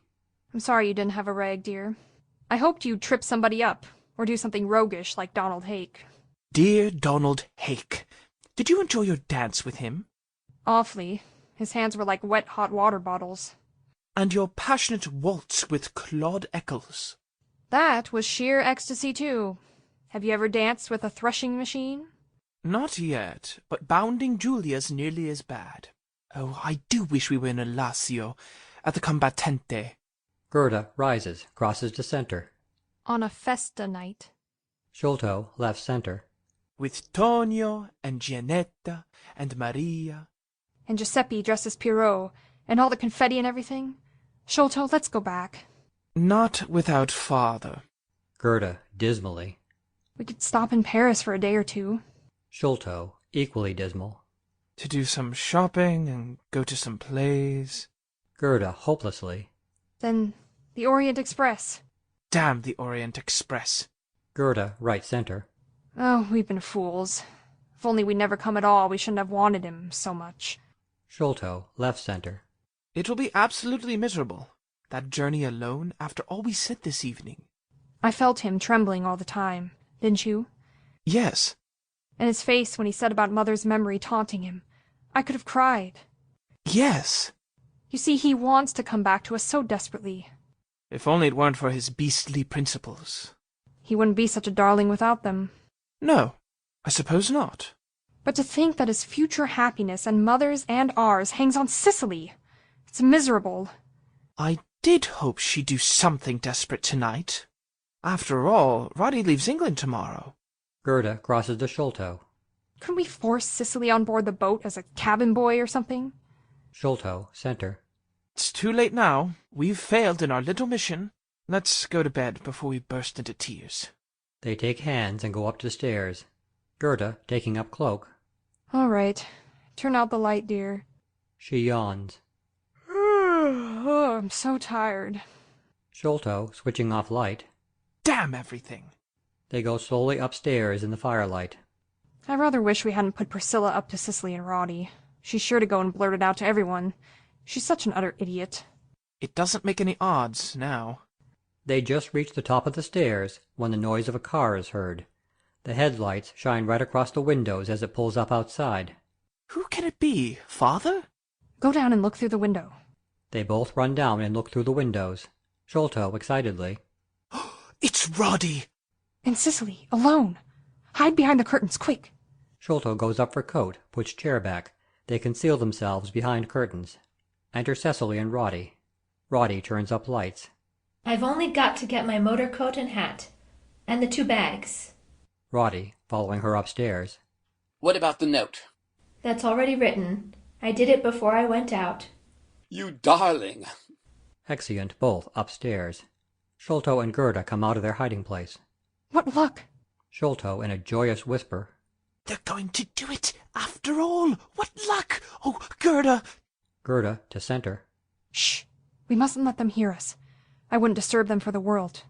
Sholto towards stairs. This will clinch things finally. Absolutely. You'll have to divorce her. Gerda center. And come back with us. It's too wonderful. Sholto, darling, it's going to be all right. They'll be down in a minute. We'd better get back. Crosses to window. Yes. They are just about to reconceal themselves when there is the noise of another car drawing up outside. Sholto, in anguish, looking through window. My hat! It's father! And Priscilla! What are we to do? Quick, they'll spoil everything. Sholto, grimly. That's what they've come for. Priscilla's found out and warned him. The stupid, blundering little fool. Gerda, frantically. Oh, quick, what are we to do? Up. What are we to do? Cicely and Rodney, they're coming down. Hide! Don't come out till it's absolutely necessary. They hide behind curtains again. There is the noise of outer hall door opening. Re-enter Cicely in travelling coat and hat, followed by Rodney with 2 bags. As they reach the bottom of the stairs, Priscilla and George enter. Rodney stops by stairs. Cicely right center up. Priscilla, thoroughly in the picture, rushing forward. Oh, Cicely, thank God we came in time. George moves to top of settee. Stop. You mustn't do this fearful thing. You'll break George's heart. He loves you. I love you. We all love you. Look before you leap. Don't leap. Cicely, right center. Priscilla! How dare you? George, left, firmly. Be quiet, Mrs. Hartleberry. Cicely, what does this mean? Crosses to Cicely, right center. Priscilla turns to George hysterically. Don't you see? It's what I told you. We came in the nick of time. Cicely, think of your honor, your good name. She bursts into tears. Moves up left center. Please, Mrs. Hartleberry, will you calm yourself? Cicely, I should like an explanation. Cicely, handing him a note. Here's the explanation. There's nothing to say. I'm quite determined. George, taking it and tearing it neatly across. The farewell note. Thank you, Cicely.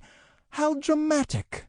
Rodney, will you please go? I wish to talk to my wife. Rodney, right center. Not without Cicely. Looking at Cicely. There's nothing to talk about. My mind is quite made up. On the contrary, there are several things to discuss.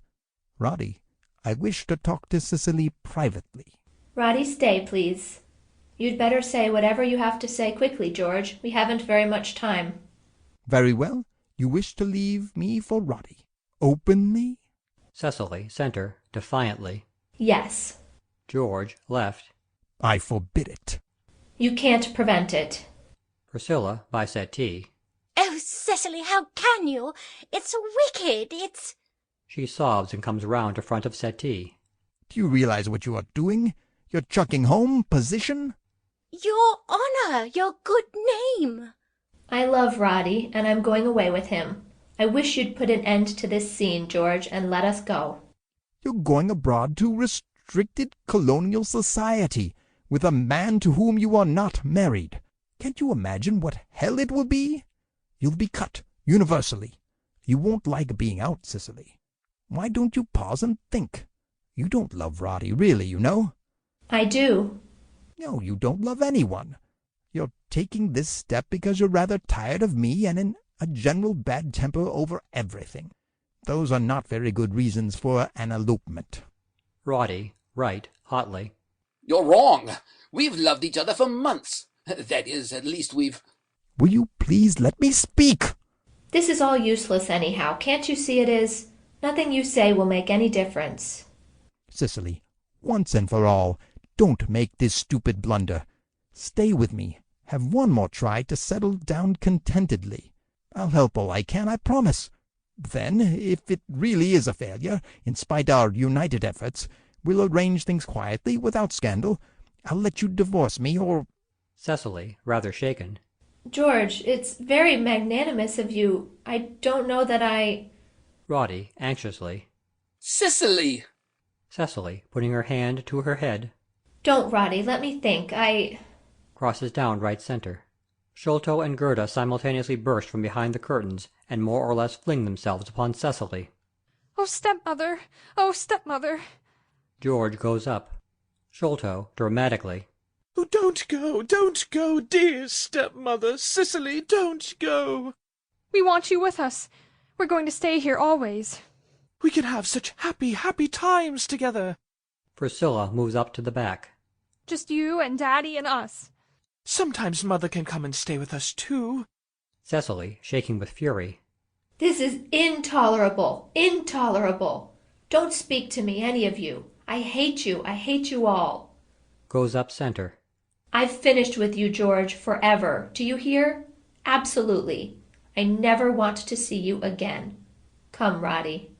Going. George makes a last effort. Priscilla, rushing after Cicely and clutching her. Cicely! Cicely, for God's sake, stop! Their mother ran away with the Count and drinks like a fish. Oh, dear! Oh, dear! Cicely shakes her off and goes out with Roddy. Priscilla staggers into George's arms, sobbing. He tries vainly to rid himself of her. Sholto, suddenly. Great Scott! They've forgotten the bags! After them, quick! Sholto and Gerda each snatch up a bag and rush off the stage. Curtain. End of Act 2.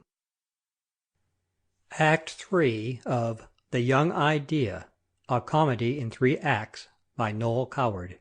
Scene: the living room of Mrs. Brent's villa in Alassio, Italy. When the curtain rises, the stage is in semi-darkness. The outline of the room can be vaguely distinguished in the gloom. 2 very large arches at the back, with green shutters down over them. Maria enters quietly, and commences to pull up the shutters. As she does so, the room is flooded with hot sunlight. It becomes obvious that the walls are painted salmon color, and there are various colored cushions and rugs lying around. There is a grand piano and a huge bureau writing desk. On the writing desk there are 2 big frames containing pictures of Cicely and George respectively. The writing desk is littered with papers. A typewriter stands on the floor beside it. The whole room has a lived-in atmosphere. Colors are jumbled together irrespective of what goes with what, but the result is thoroughly pleasing and comfortable. There is a straight line of terrace outside, also painted salmon pink. Beyond this can be seen the tops of 2 or 3 cypresses, and then deep blue sky and sea. As Maria lets the sunlight into the room, Jennifer sits up on the couch, right, on which she has been resting. She is a chic, golden-haired woman, dressed in a scarlet overall with a belt. Maria comes down to settee. What time is it, Maria? 5 minutes past 3, Signora. I thought I told you not to disturb me until 4. Si, Signora, but Signor Walkin has just arrived. She sniggers. He has with him a large bunch of flowers. How typical. Wait a moment, Maria. I suppose I must see him. Fancy clambering up that steep hill so soon after lunch. Americans have no repose. Give me my bag. It's on the desk. Maria crosses to desk left. Si, Signora. Maria, in taking bag from desk, knocks the photograph of Cicely onto the floor. That is the 3rd time in the last week that you have knocked down my late husband's second wife's photograph. Maria picks it up and scrutinizes it. It is not broken. She bangs it down on the desk. You did it on purpose. She is a cow. I know it. Maria, that is not the way to speak. Anyhow, in English. If you must be disrespectful, keep it to Italian. Maria, in Italian. Vacca, figlia di molte vacche. Maria, that's enough. Give me my bag at once. Maria gives her her bag, and then returns to desk and gazes at George's photograph. He very beautiful man. Jennifer, powdering her nose. No, Maria, boundless charm, but not beautiful. Maria, shaking her head sorrowfully. Dio mio, it is sad.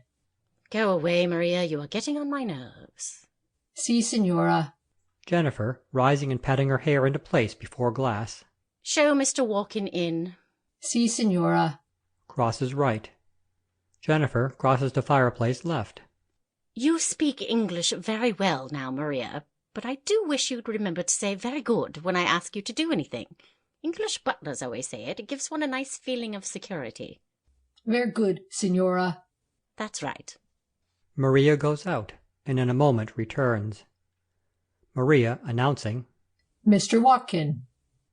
Enter Hiram J. Walkin. He is a prosperous, stout man of about 50. He goes center. Mrs. Brent, please forgive me for coming up so early, but I had to bring you these.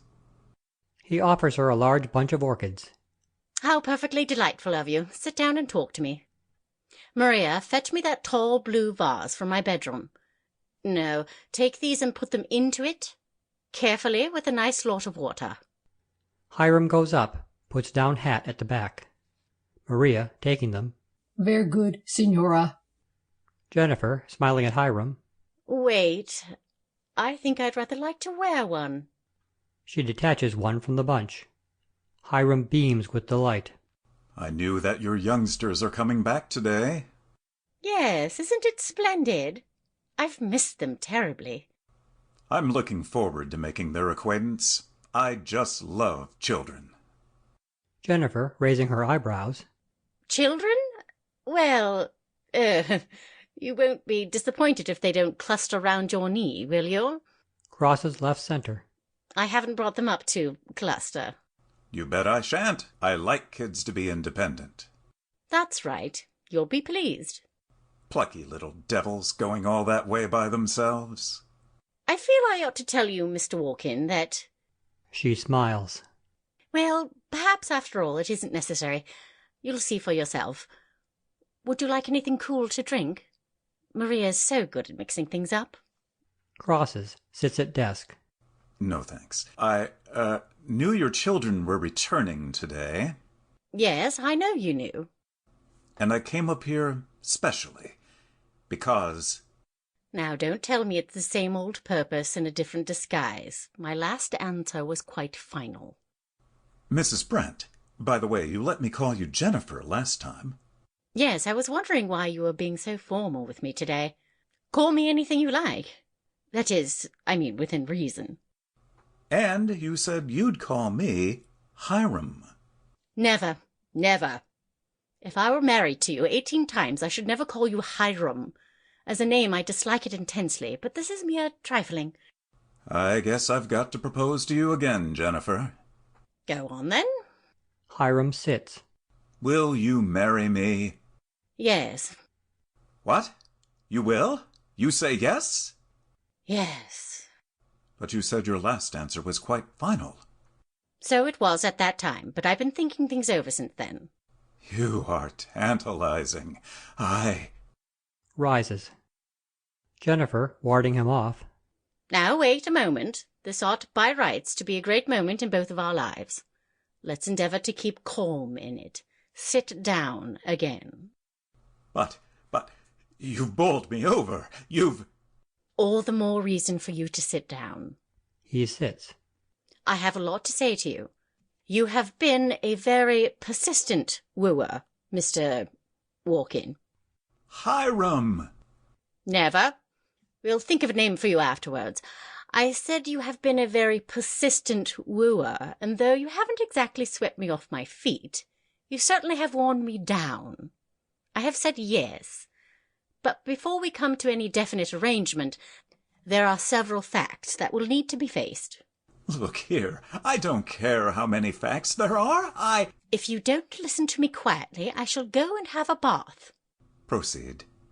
Well, to begin with, I don't love you any more than you love me. Here, I guess I've... Jennifer, holding up her hand. Please, let me go on. You are going to protest undying affection and heartfelt passion. Well, that's all rubbish. We're both getting too old for either of those things. Don't think I'm unable to see your point in wanting to marry me. I can see it perfectly. I'm quite nice to look at, something of a celebrity, very amusing as a companion, and you think you're in love with me. I am in love with you. Well, we'll let that pass for a moment. The fact remains that I am not in the least in love with you. He rises. I know it's a dreadful habit being perfectly frank, but occasionally it becomes necessary. I like you Enormously. He sits again. You're altogether a charming person, and I am willing to marry you for many reasons. It will be springing a grand surprise on the youngsters. They are one of the reasons. I've often felt that there should be a man in the background to help and advise them. That's why I sent them over to England to see their father. Not that he would be much use. He gets so dreadfully muddled. But still. You would be good for Sholto. Having been wildly ambitious in your life, you might be able to inspire him with some of it. And it would be so nice for them to live in your house. It's so much nearer the sea. And they'd be able to run straight out with the mackintoshes over their bathing dresses. That's another of the reasons. You're a wonderful woman. Jennifer, ignoring his interruption. Also, they'll probably want to marry or emigrate or something tiresome, and I should be left alone. I hate being alone at any time. Growing old is a dreary enough performance, even when one is surrounded by grandchildren and kindly relatives and pattering feet. I was thinking of that, too. Oh, well, you'll never need want for pattering feet. I'm sure that there are lots of people who'd be charmed to marry you, apart from me, altogether. You're a very rich man, you know. I had noticed it. I feel more comfortable now that I've told you some of my reasons. There are lots of others, but I shall probably remember them later. Now, let's think of an attractive name for you. You know, I don't quite get you. You're sometimes very difficult to understand. Are you laughing at me? My dear man, of course not. Why should I? Oh, I don't know, but you were so very determined not to marry me last week, and now you say you will, because your children will be able to run out of my house with mackintoshes over their bathing dresses. If you are regretting your proposal, I shall release you without the slightest bitterness. I do see your point of view. See here, cut that now. I'm not backing out. Rises. Jennifer rises. No, but I do, really. I ought either to have become terribly dignified when you asked me and said, "No, I live only for my work and for my little ones." Or else I should have yielded blushingly to your embraces and said, "I'm so tired of living alone with only Sholto and Gerda and Maria and the cook and my secretary and the dog. Take me. I'm yours." Now you're laughing again. Sits. Jennifer sits. I know it's dreadfully tiresome of me, but you'll soon get used to it. I've never been able to take anything seriously after 11 o'clock in the morning. Are you going to tell Sholto and Gerda directly they arrive? Of course, they will be so surprised, the darlings. Enter Maria hurriedly. Signora, the carriage is coming up the hill. You told me to let you know at once. It can't be. It's hours too early. But see, Signora, I see them from the terrace. Jennifer goes to window left. It is. They'll probably get out at the bottom gate and walk up. You'd better go and help with the luggage. See, Signora. Very good. Very good. Exit Maria. Isn't Maria attractive? She has no morals and many more children than are usual for a single woman. You'd be better waiting in another room like the lovers and tales of Decameron, and I'll call you out. You can hide in the hall cupboard if you like. Why should I hide? Oh, of course there's no real necessity, but it's so much more amusing to be a little furtive. They'll probably insist on interviewing you, alone. But don't let them see you're frightened, and all will be well. I guess they won't scare me. Don't be too sure. They once upset this English parson so much when he came to call that he fell into the goldfish pond from sheer nervousness. A lot of the goldfish died too. It was most vexing. Now you go into the dining room while I break the news and get the first joys of reunion over, then I'll call you. Would you rather I went away and came back later? Of course not. It will be much more dramatic if I can suddenly produce you. Go along now. All right. He advances towards her. You've made me a darned happy man. I am so glad. She proffers her cheek, which he kisses. You'll find some biscuits in a tin box on the sideboard. She pushes him out of the room. She goes out onto the terrace and waves her handkerchief. Jennifer, calling, "Don't run so fast, darlings. You won't have any breath left." Comes back into the room. Enter Sholto and Gerda, a little breathlessly, window right. They stand transfixed for a moment. Mother! Mother! Little mother! Weep no more, tiny mother. We have come home. Jennifer, center, with arms outstretched. Children, children, thank God, my babes at last. They rush into her arms. Sholto, disentangling himself. That's all right. How are you, darling? Frightfully well, but I've missed you dreadfully. They all sit on settee right. Would you like something to drink?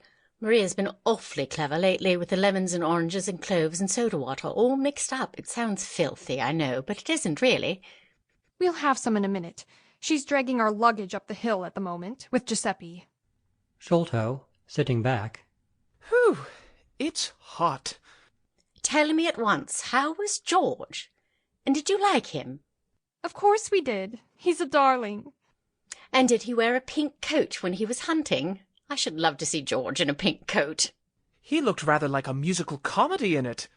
He wasn't born for the hunting world. He had a thrust upon him. Did you go to the meets and things? I should just think we did. We used to sit in a dog-cart on very cold mornings with pinched blue faces and watch hearty women leaping about on horses. It was awful. And we'd drink lukewarm soup out of a thermos flask, wrap the rug more tightly round our legs, and think of the terrace here, in the hot sunlight with the cypresses and flowers.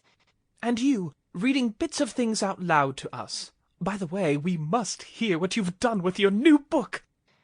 Yes, I've been wanting your help badly. I'm not a bit satisfied with it. Read it now. No, I simply couldn't, on your first day back. There are so many springs of news bubbling up inside all three of us. You'd be sure to stop me in the middle by suddenly remembering something really thrilling that couldn't wait to be told. Yes, we probably should. She puts her arms around Jennifer's neck. You are a darling lamb, Mother. What a fool Daddy was. Shut up, Gerda. That was most tactless. No, but it would have been so lovely if Daddy's second marriage had turned out a failure, and he'd come back to you, and we were all together again. We did try so hard to pull it off.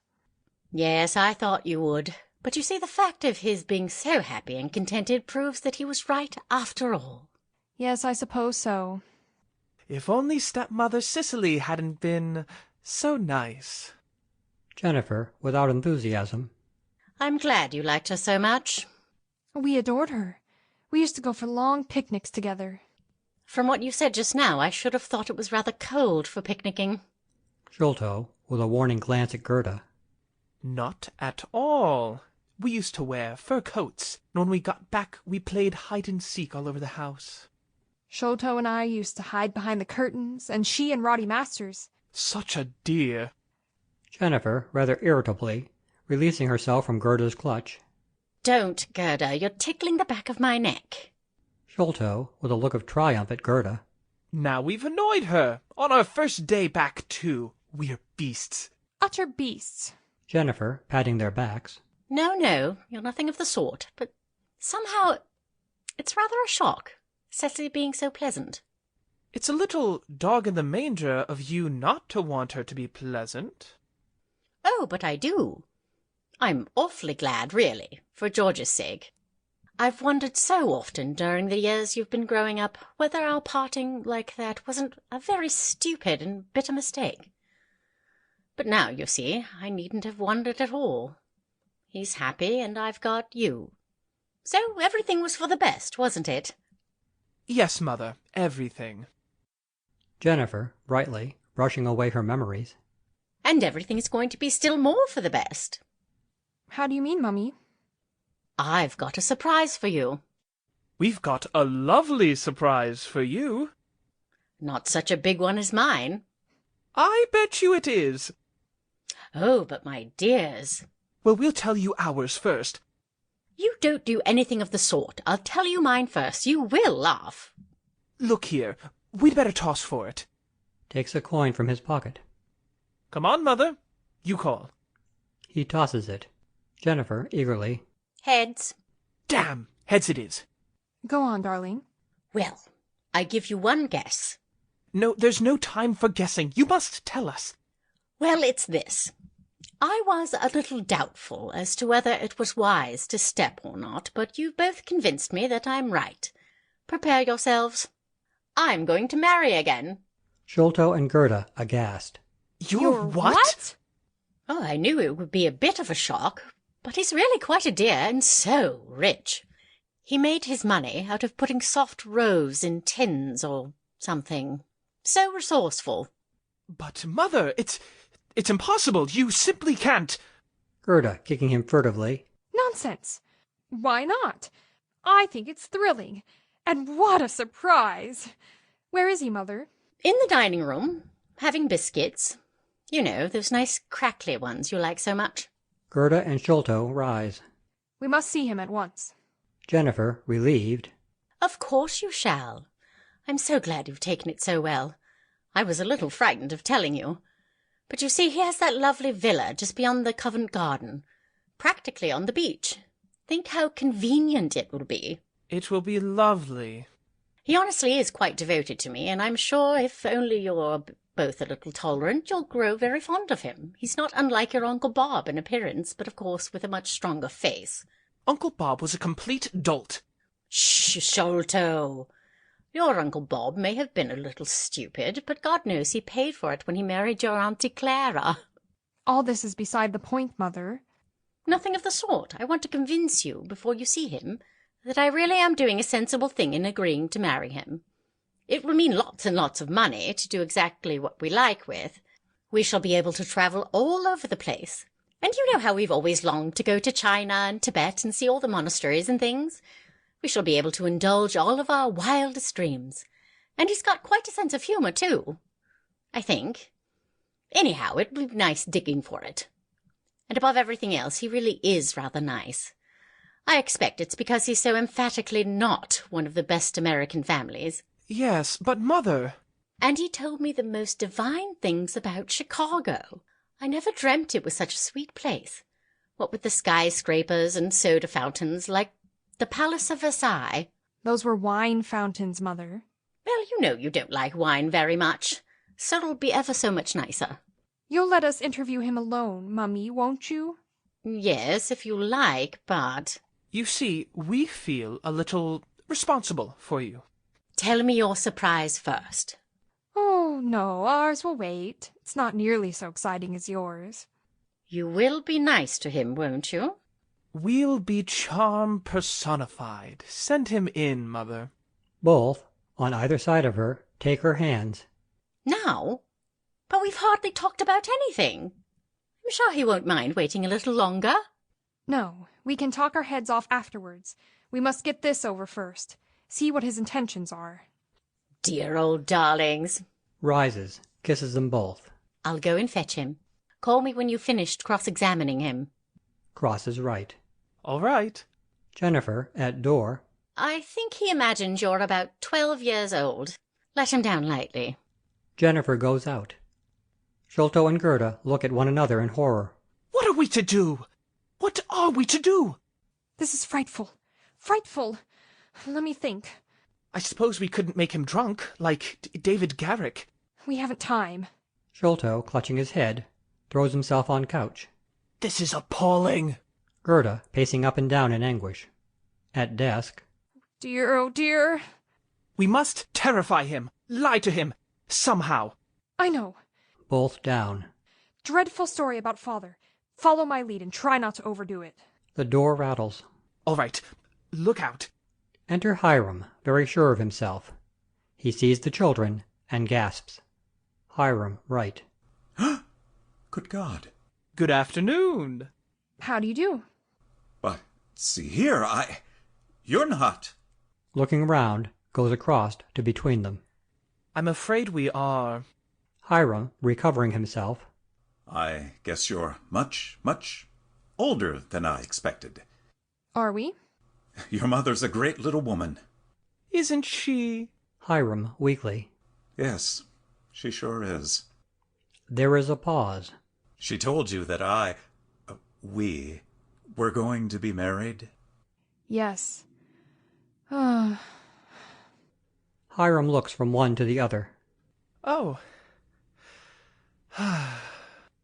Well, What do you say to it? Close the door, Sholto. Sholto obeys in silence. Hiram begins to fidget.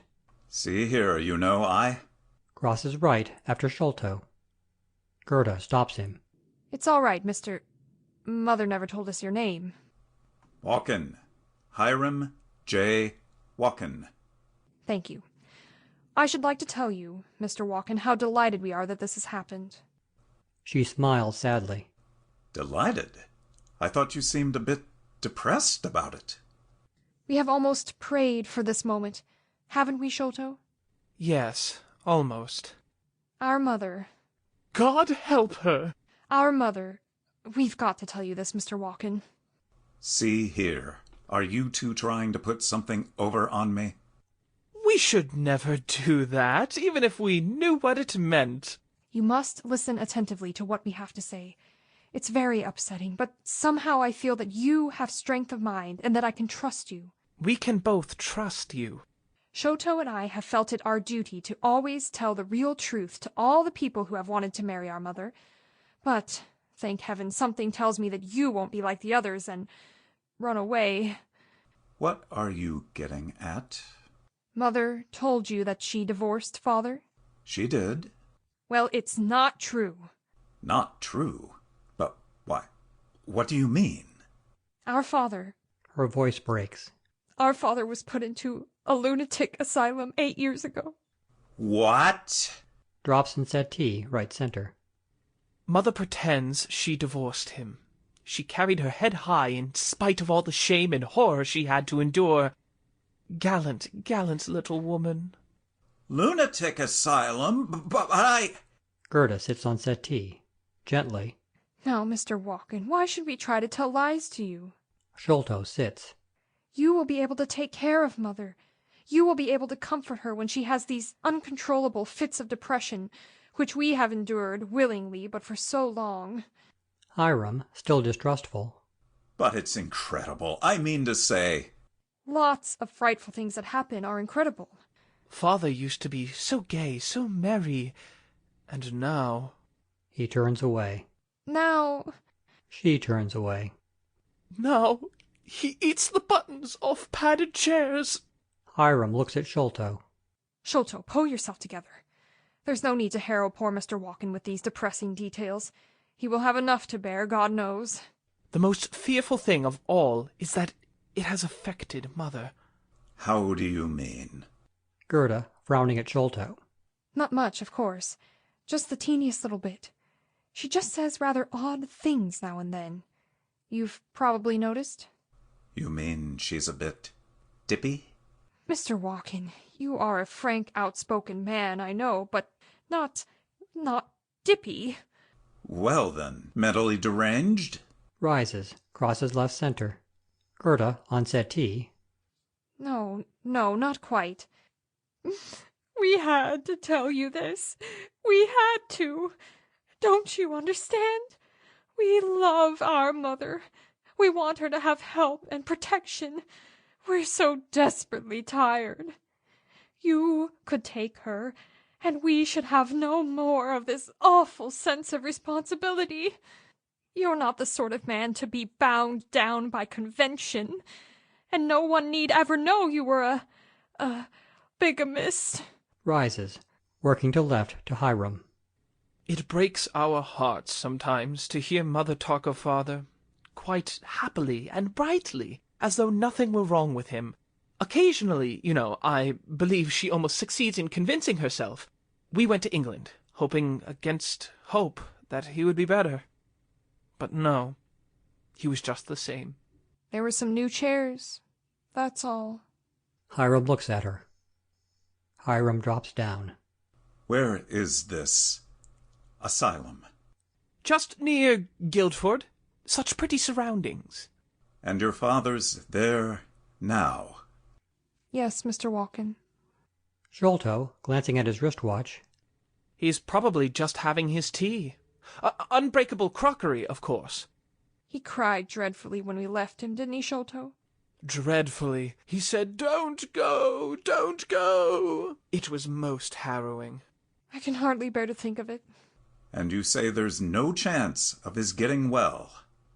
Enter George, window right, back. None. Dabs her eyes. Oh, Mr. Walkin. Sholto, with the calmness of despair. None. I doubt if we shall ever see him again. George starts on seeing Hiram. Oh, Sholto, Gerda, have you... Sholto crosses to George upright, with great presence of mind. Why, it's Mr. Peasmarsh! Gerda crosses to George upright, shaking him warmly by the hand. So it is! After all this long time. We are so glad to see you. How's Mr. Peasmarsh? Sholto, you forget. Mrs. Peasmarsh was burnt to death last Tuesday week. Oh, I'm so frightfully sorry. You must try not to think about it. Let me introduce you to Mr. Walkin, Mr. Peasmarsh. Hiram, advancing. Pleased to meet you, Mr. Peasmarsh. George crosses to left, dazed. How do you do? I'm afraid I don't quite understand. Gerda, nudging him. We'll explain later. Hiram, left, suspiciously. Explain what later? Gerda, left center, hurriedly. About you being here, Mr. Walkin. Mr. Peasmarsh is naturally surprised. In heaven's name, why? Gerda, desperately. Because of Mother's vow. Didn't we tell you about Mother's vow? You did not? Well, perhaps you'd better explain, Sholto, while I talk to Mr. Peasmarsh. I don't want any more explained to me. Sholto crosses to left, quickly.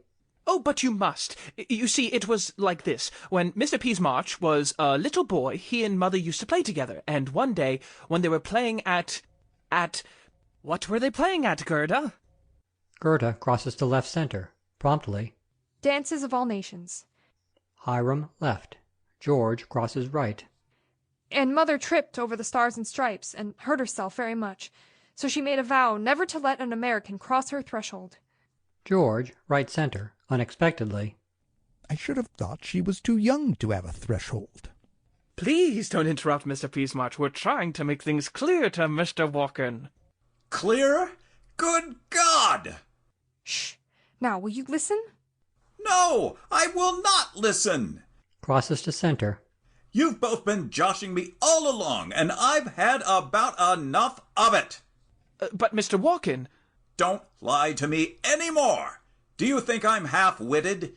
Do you imagine that I can't see you're trying to get rid of me? If you don't want me to marry your mother, why the hell couldn't you say so?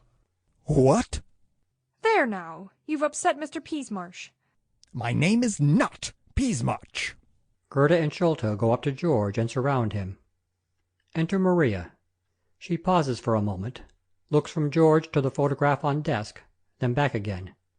Then, with a shrill cry of recognition, she rushes at him and, clasping his hands, covers them with kisses. Hiram moves to left. Il padrone! Il padrone! Il padrone! Si è tornato! Allo stagnato stasera!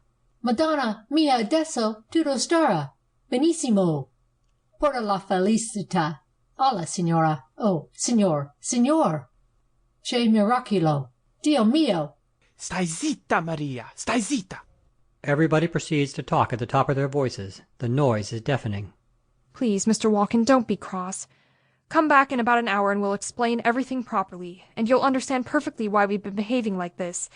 I should very much like to know what you just meant now, sir, when you said, I come here and a perfect stranger suddenly announces that he is intending to marry my wife. It's all quite simple, if you only listen to reason. Our mother's a most peculiar woman, and she has always... I guess you're all trying to put something over on me, and I should like you to know that I'm not the sort of man to be joshed uphill and down dale by a set of... Dio grazie! Dio grazie! Dio grazie! Enter Jennifer. I never heard such a noise. What are you all shouting about? George! Jennifer! That's done it. This is infamous. I'm beginning to see things a bit more clearly now. Gerda and Sholto to Hiram together. If you'll only let us explain. God forbid. George, oblivious of all but Jennifer. Jennifer, I've come back. That would be obvious to the meanest intelligence. Mr. Walkin. Hiram crosses to right center, with biting sarcasm.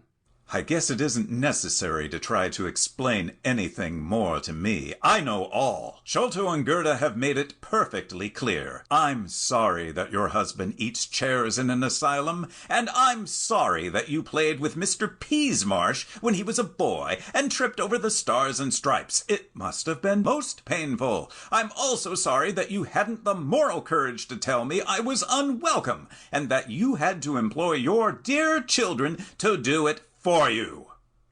Crosses up, gets hat. My poor man, you're talking nonsense. Shh! Be gentle, Mother. Mr. Walkin is not quite as other men.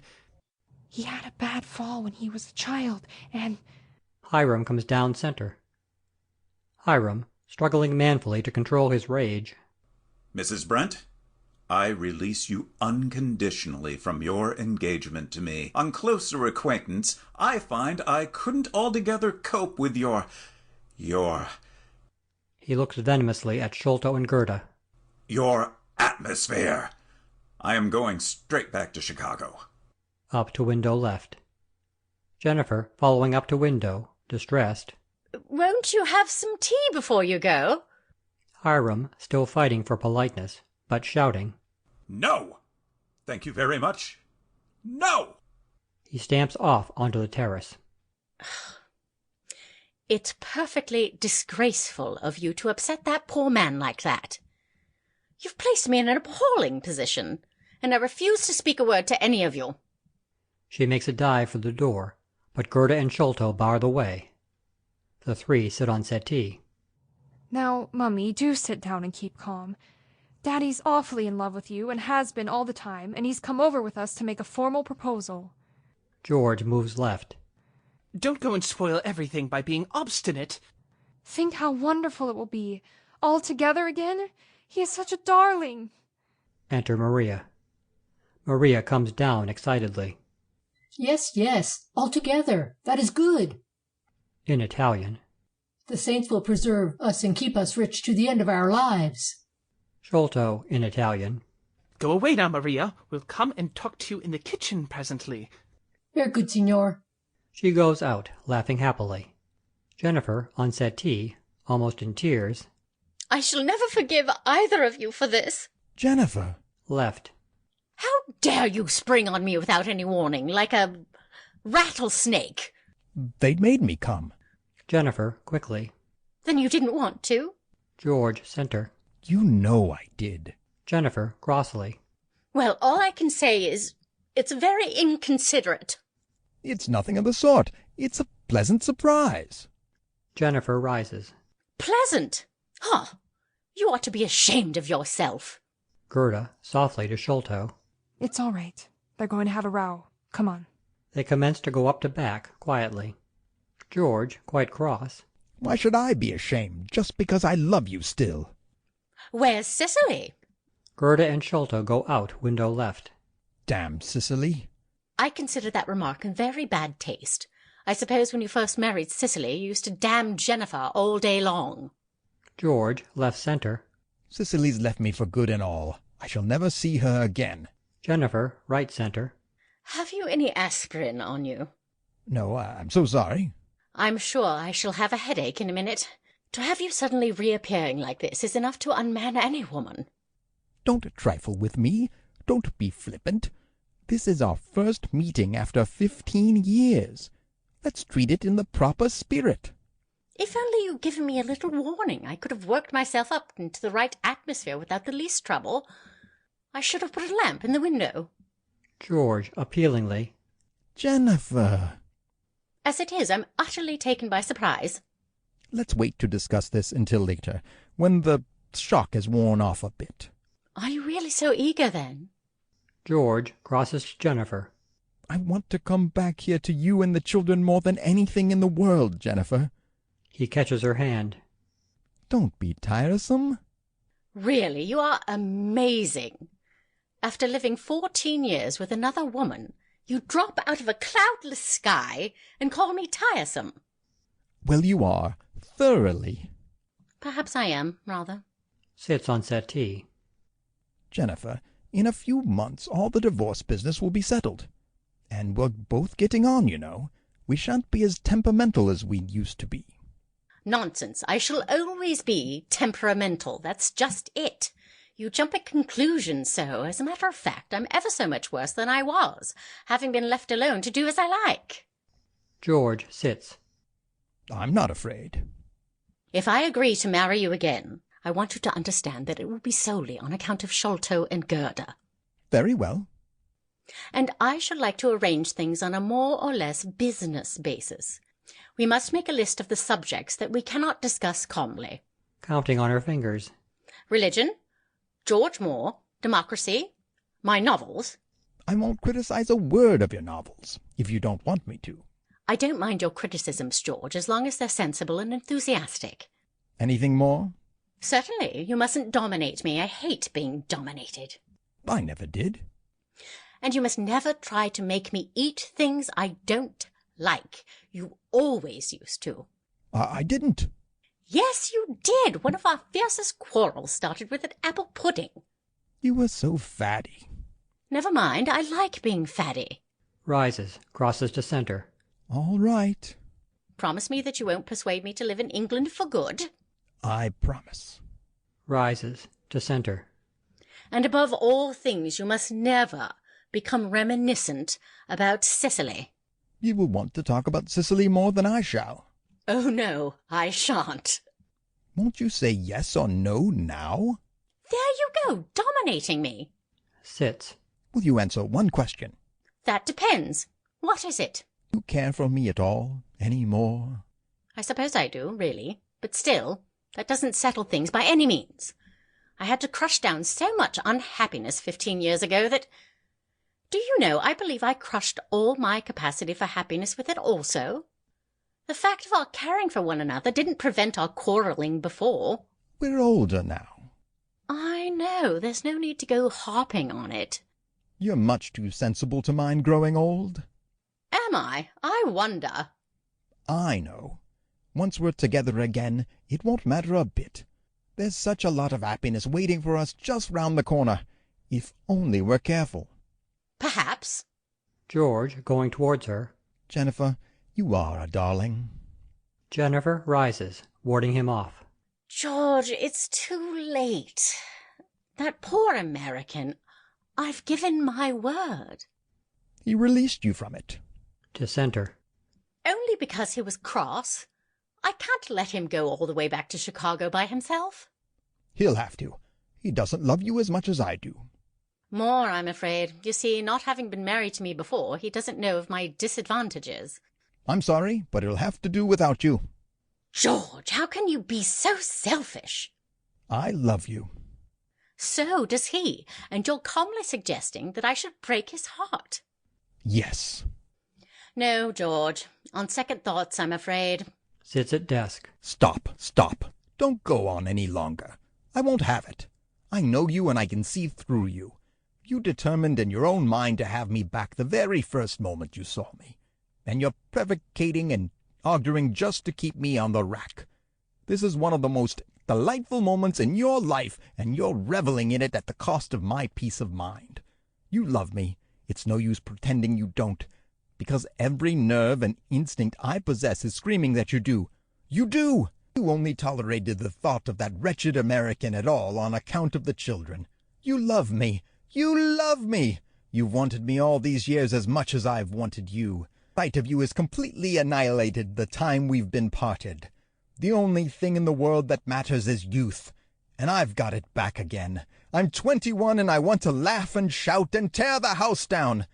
Come and kiss me. Jennifer, going to him. George, you haven't altered a bit. Curtain. End of Act 3. End of The Young Idea, a comedy in 3 acts by Noël Coward.